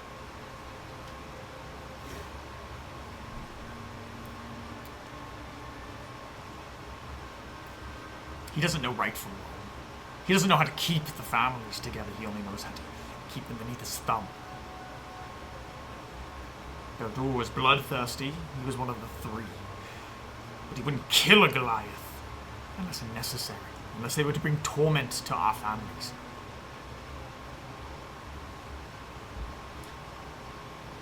Was he dead before the other two came for me? He holds up his stump. Long before.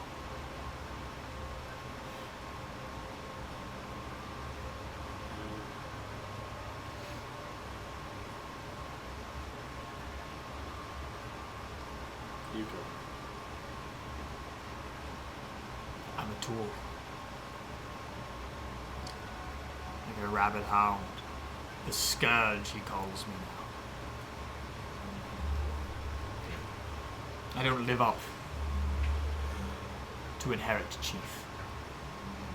I don't live up to his ideal.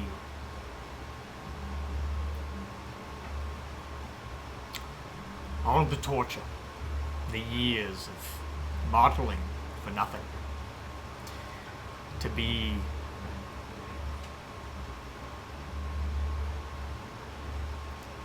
a dog.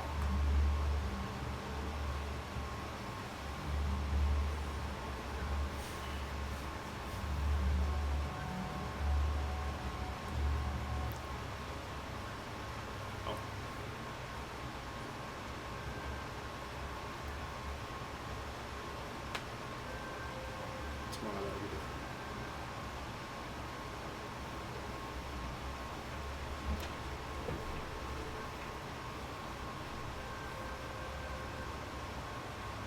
If I could ask,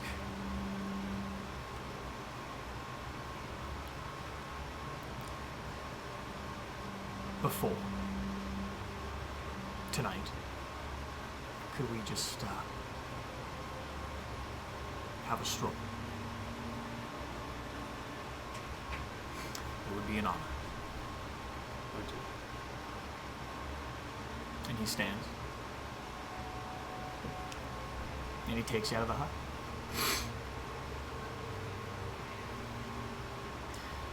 And for the rest of you, sorry, I know, big moments for one person. It's tough. It's all good. Dude, a lot. this is a fucking great moment. I'm having a good time here. Great. This is fucking nuts. Whew. You are taken past this woman in the cage, and you see she has a grinning smile, ear to fucking ear, even given her position and her circumstance and context. She seems happy. This Goliath, that Sabina, as she introduced herself, she has tight braids that resemble cornrows, and is a pretty imposing woman, like CrossFit fit, very lean and mean. As she walks you through, she has no tattoos, which is weird because everyone has tattoos. Everybody. She takes you to the pits, and you go around to the left, and you see this section that's like an awning. It's basically an open warehouse kind of deal. And she takes you in, she says, Dwarven hospitality. And there's some hay bales.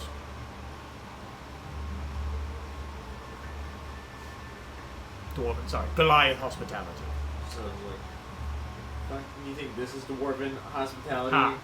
Listen, Sorry. the dwarves do it better. My apologies. There would at least be rock. I wouldn't know that. Hey. I wouldn't know that. And it's not like hay bales like they were grained. It's like tall grass that overgrew, and then it like piled up, and they raked it.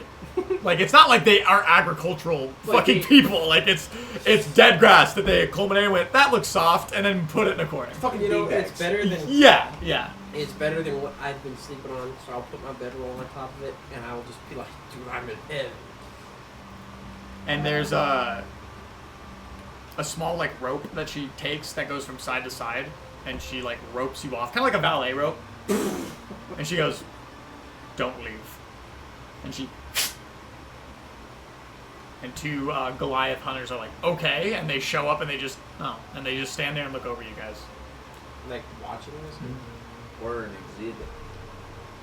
And you're like right by the pits, so it's like a holding area kind of deal. You're not like locked up in a cage, but it's like all intents and purposes like a Locked up in a holding cage. cell. Yeah, it's just a rope that goes from side to side. And she does say a couple words in Goliath, and then she finishes, in Giant, and then she finishes in Common, which is not uncommon for the people of this mountain. She says, "Give them some fresh water and perhaps a piece of jerky if we have some to spare." And then she walks off. What do you guys want to do? Fuck. I'll look at him and I'll be like, save my jerky for yourselves. You guys are good. I'm looking at Tyrone. I'm like pull out my bag of beans.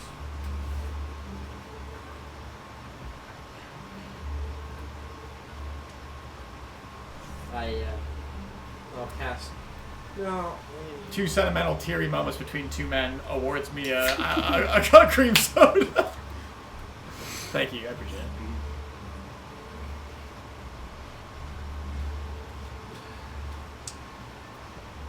I look at the guys. And I just say,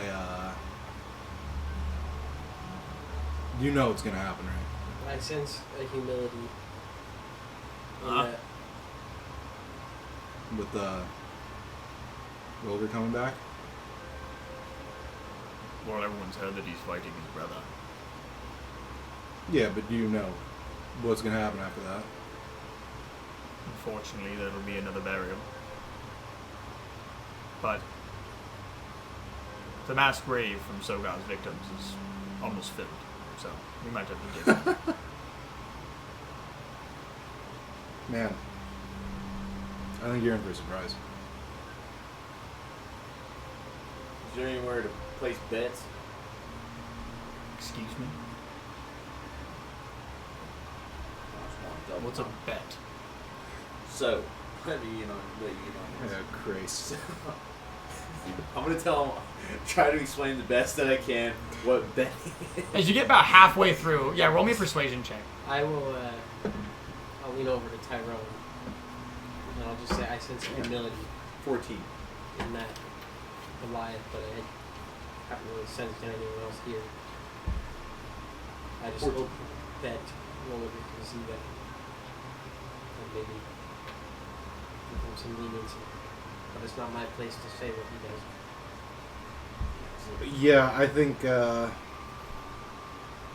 Rolger's gonna do what's best, or what he sees to be best. And I said I'd follow that man to the ends of the earth. I'm not here to question his authority. yeah, these are his people, and this is where he came from. I think he'll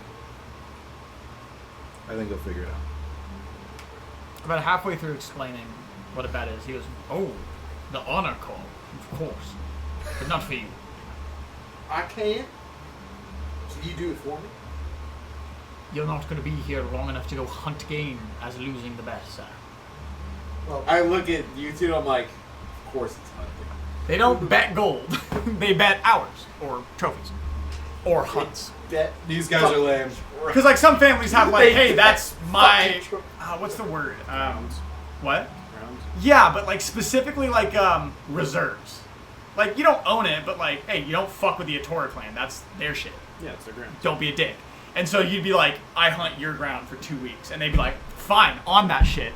He's gonna win, and I get your ground, and you have to give me your 2 trophies for 2 months. And they're like, no shot. For There's 2 no fucking- months? There's no fucking 2 months. So it's shit like that because they don't have coins. If you think fuck, there's no currency. Rolger is literally a millionaire.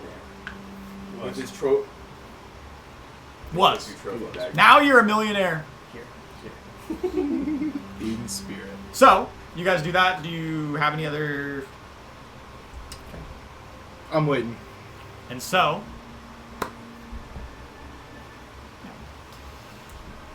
He takes you just past where you had just walked. But not into the grove, along it. It's about a 2-hour walk that you guys go on. He doesn't speak. He doesn't get close to you. He doesn't try to embrace you. Only an insight. 16. And in that, it's clear that that means more than if you tried.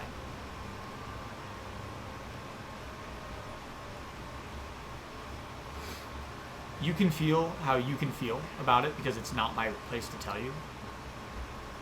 But he is not deserving of forgiveness. At least in the eyes of himself. And you know what he did. You know what he's done. And it haunts it. It's very clear. He takes you along the river, though it's muddied due to the climate. It's a thick enough stream where it's not fully sludge, though. So it's not like slime. It's like got a thick top that like moves with it, like viscously. But it's a thick enough river flow, because this is an actual river, where it's not fully grimed. You go around, and you visit some rocks that you used to fuck around with kids. And before your teens, before it, you guys weren't like buddy-buddy, but you were family. And he never protected you from Dad. But he was never the instigator until it became clear that he was the prodigal son.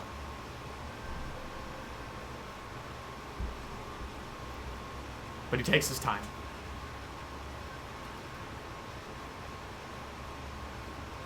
And the end of the walk is symbolized by you approaching the center of the town.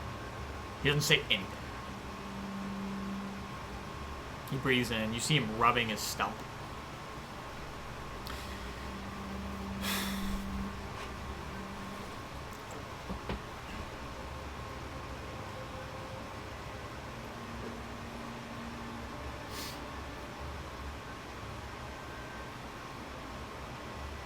I hope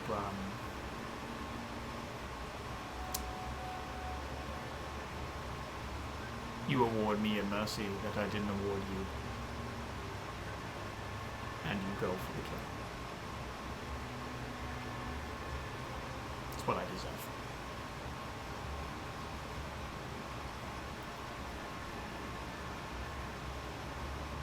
I just give him a hug. He freezes. He doesn't know what to do. He's not like Gorm compared to you, but he is, about a head taller. So if you're, almost 8 feet, or was like 7.5 plus to 8 feet, he's about 8.5.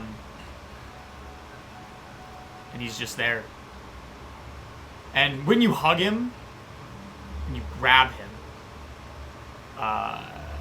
you feel it. He's covering a lot more than what's visible on his body, of what's happened to him.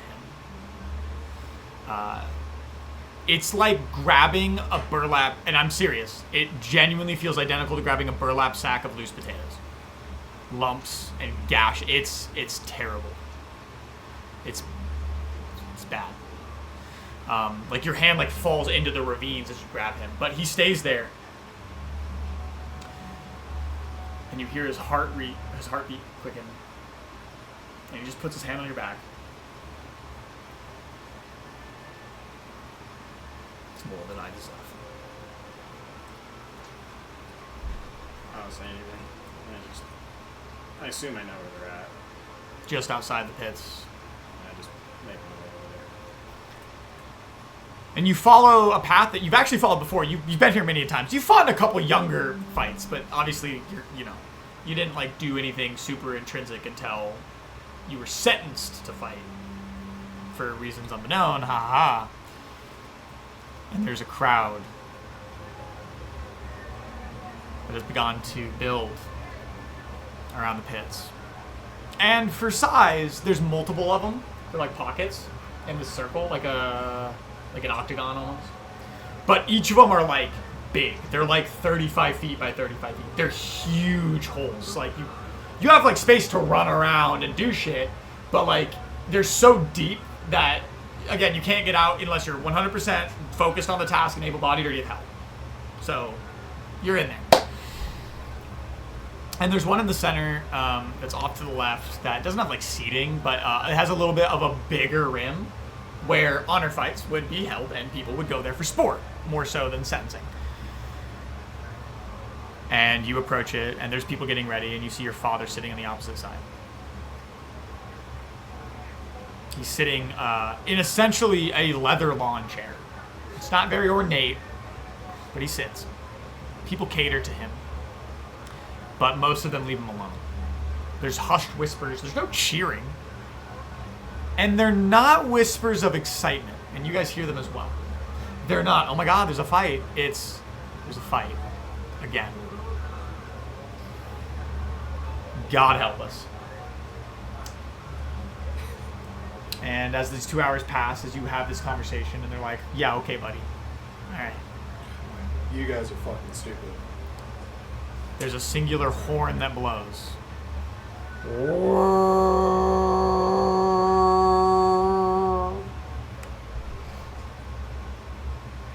And Sogar steps forward. And he slides into the pit. People are like, okay. He holds his one hand up. And he goes, by loyalty of the oaths to the chief, I pledge my body, mind, and able huntress soul to fight his enemies and claim his throne. And he walks to one edge. And everyone in unison and looks to you. And it's at that time that you guys are unclipped and ushered forward into kind of still a solidary section of don't. But you're in a section. Pitch in if you want to do anything. You're being watched, but you're in basically a crowd. There's about, I'd say probably about 100 people total here, so not giant. But only at any given point, about like 20 of them can like see into the pit actively, and the rest are just kind of like stacked behind, like listening and like trying to peer over. How good are our seats? You're front row. Huh? You're front row. Yo. Yeah, you're right by his dad. Like about 10 feet away. Really? Yeah. They have you on a picture. and not you a got, like, picture. 8 Goliaths around you that are not guards, but they're like hunters of the clan, and they're told to encompass you. So you guys, there's only one way for you to go. It's either through them or into the hole, essentially. And there's no rim. There's no railing. You can't fall it's in. literally you just can fall in. Yeah, sorry. It's primitive. You can fall in. I was imagining like something around. No. It's so fucking funny. No, would they- it is why a would they- whole new That's so funny. Oh my god, I can't. And funny enough, this is one of the most honor. honorable things that you could have done in the past year. It's a very serious event, which is crazy that it's a hole in the ground. And they just...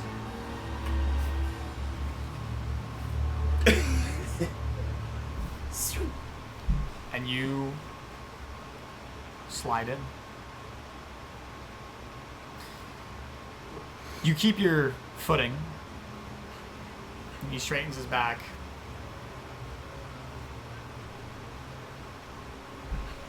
He notions to the chief.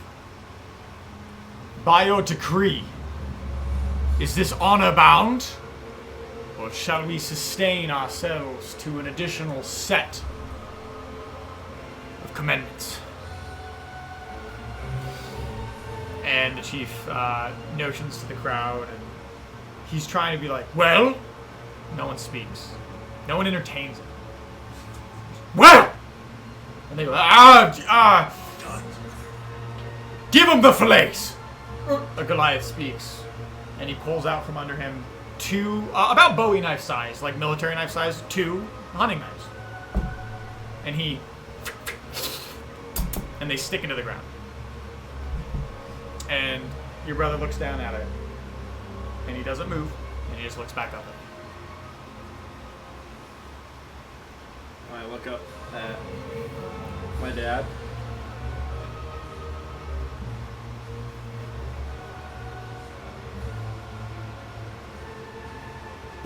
I just stare at him. And as chief, not bound by commiseration or appointment, this match is condemned by voluntary assertion by Rolger to Olga versus Solga to Olga. Begin. And like a zombie, your brother just lumbers towards you. Does he pick up a knife? No. Just...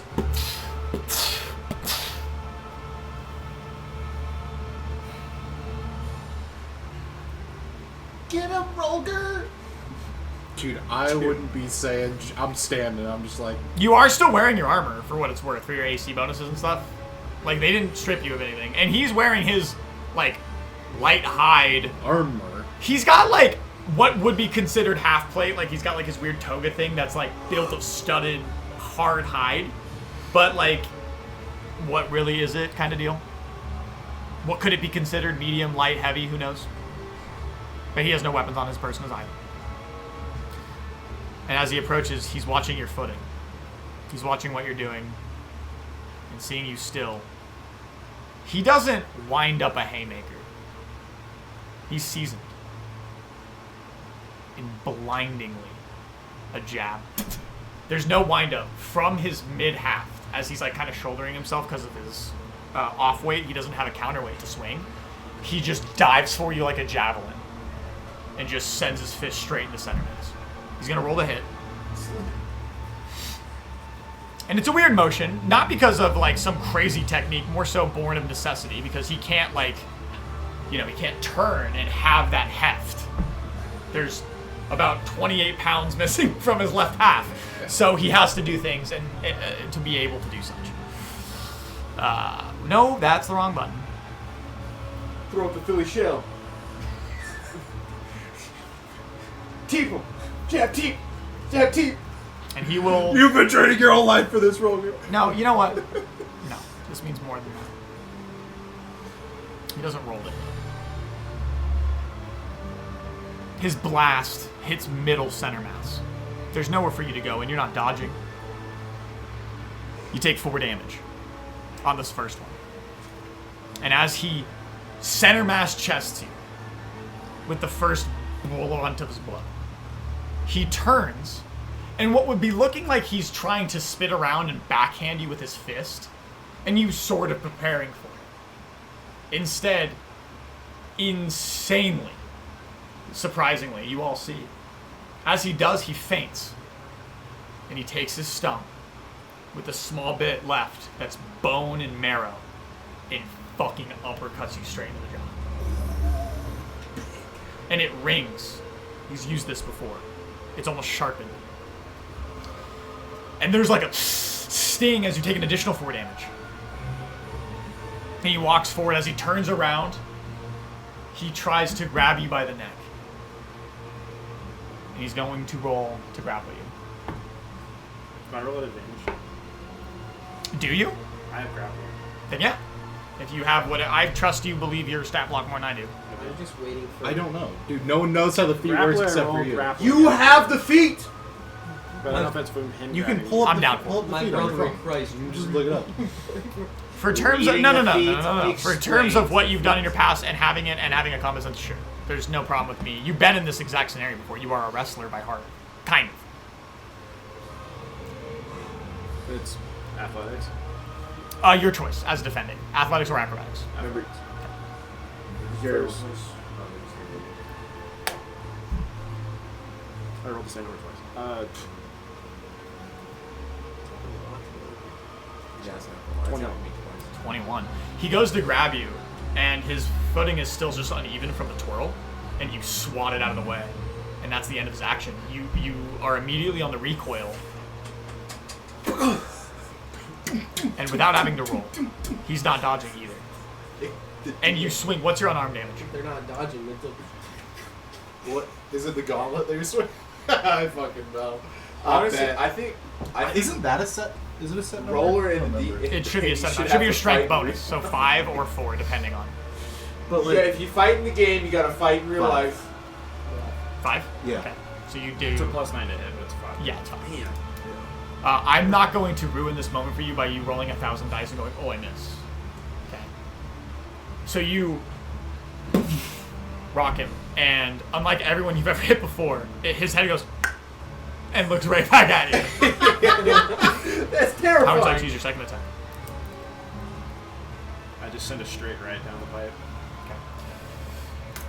And he makes an attempt to try to broadside it. Not deflect it, but absorb the shock into a meatier part of his body instead of his, chest cavity. Or maybe even his chin. And as he does so, he's just not adept enough because you're a pretty agile person for your size. And you do miss exactly where you're aiming, and you hit him just right on the windpipe. And you hear like a spit of blood shower out of his mouth as he stains the clay beneath him. And the people look around. And your father speaks. He says, not even obeying by the commandments. Scourge. Rid the mountain of this man. And your brother spits again, and he grabs the knife. And he throws it up and grabs it by the blade, and he hands it to you.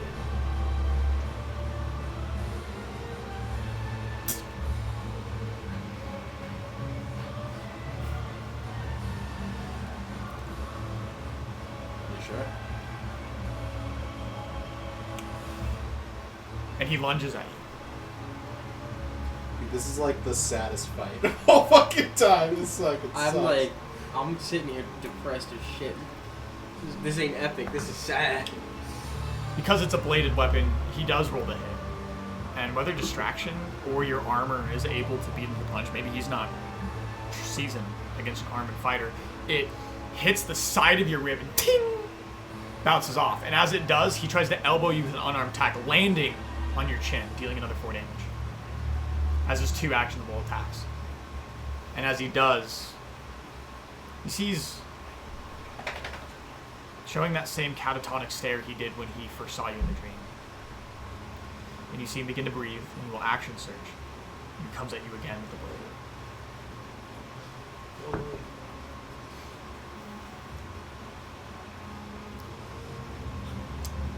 What's your AC? 17. 17. Also doesn't hit. As he goes to stab, and you're no slouch to close quarters combat. You don't deflect it, you grab it. You grab him on the haft, and you look him in the face.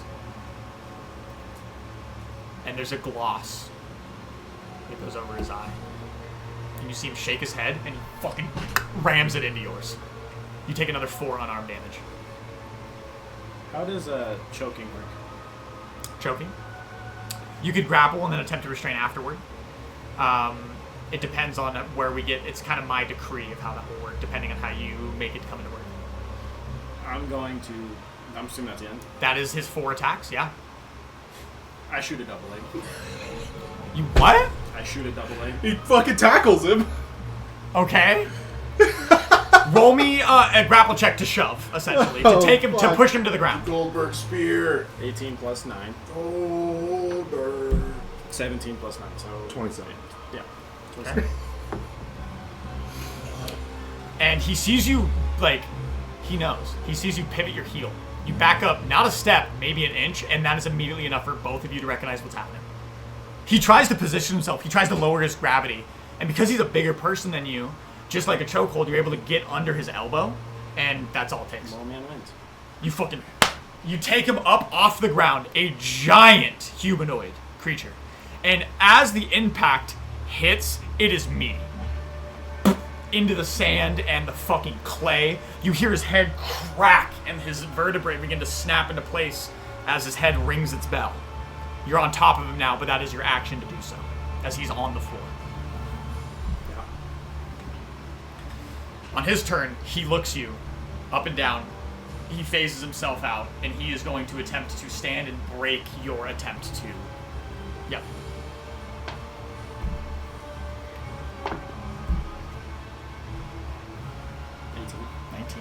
He tries to get up and he's unable to do so. And as he does,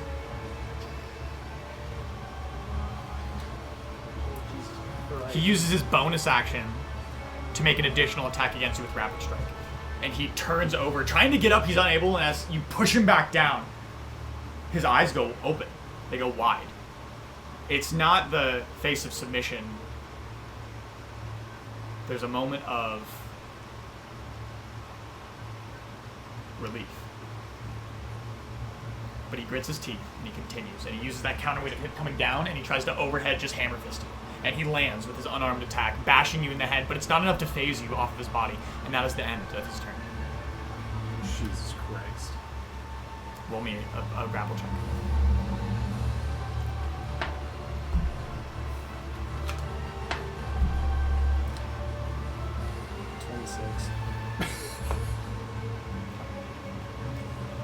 You wrap your fingers around his neck, and he's unable to get his underneath your grasp.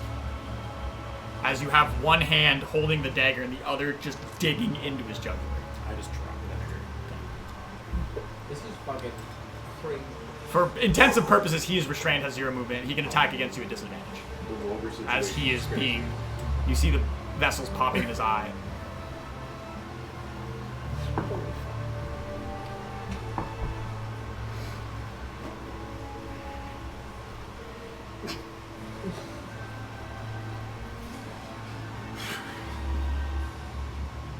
Okay. So he attacks at you, and he's pawing at you with the blade, and it's ping, ping. And he'll once again, actually, turn an advantage attack roll against. Yep. So he'll do this. Okay. The 2 attacks bounce, and his final flurry in this moment on this turn, for what it's worth, go under your breastplate, and he pierces you for a measly 8 piercing damage. As there's drips of blood that go down. And his stump, like, reaches up and, like, fawns at your face. and he like rubs it against your hand, and he pulls the blade out, and he looks at you, and it's wide-eyed.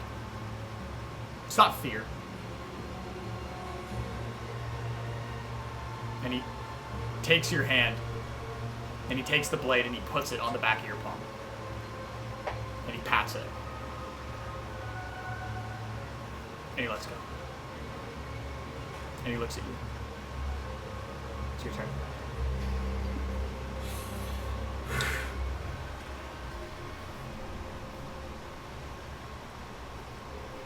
Tears begin to well up as I try to push my thumbs through his right hand. You use your overwhelming force and positioning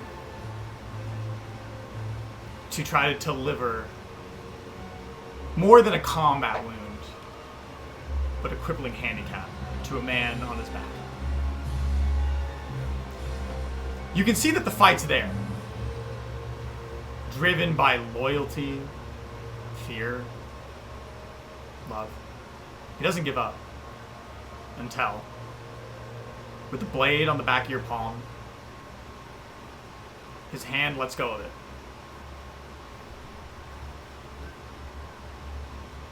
And it comes to your face. And he grabs you by the nape.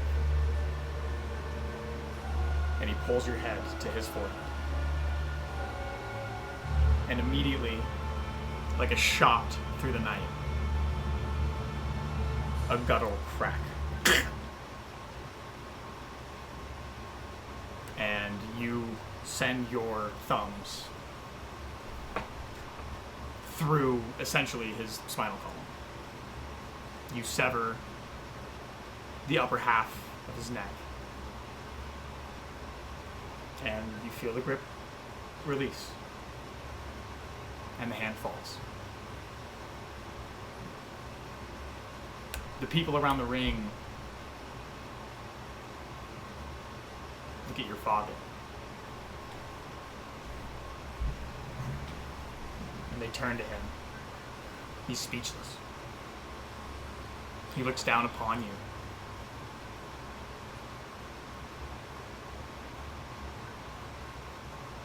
Get down here. And that's what we'll cut session. Fucking God, dude. Oh, Dude, no! You can't make me wait another fucking week for this. I gotta go. Brady, Yes, you can. you cannot. It's you're midnight, dude. I'm fucking exhausted. What are you, 40 years old? Oh my God, he's old as fuck. And he's gonna make me wait a whole week. Oh my God. Okay, Chud. The oldest person I know. Fucking sleep deprived maxing. Yeah, point.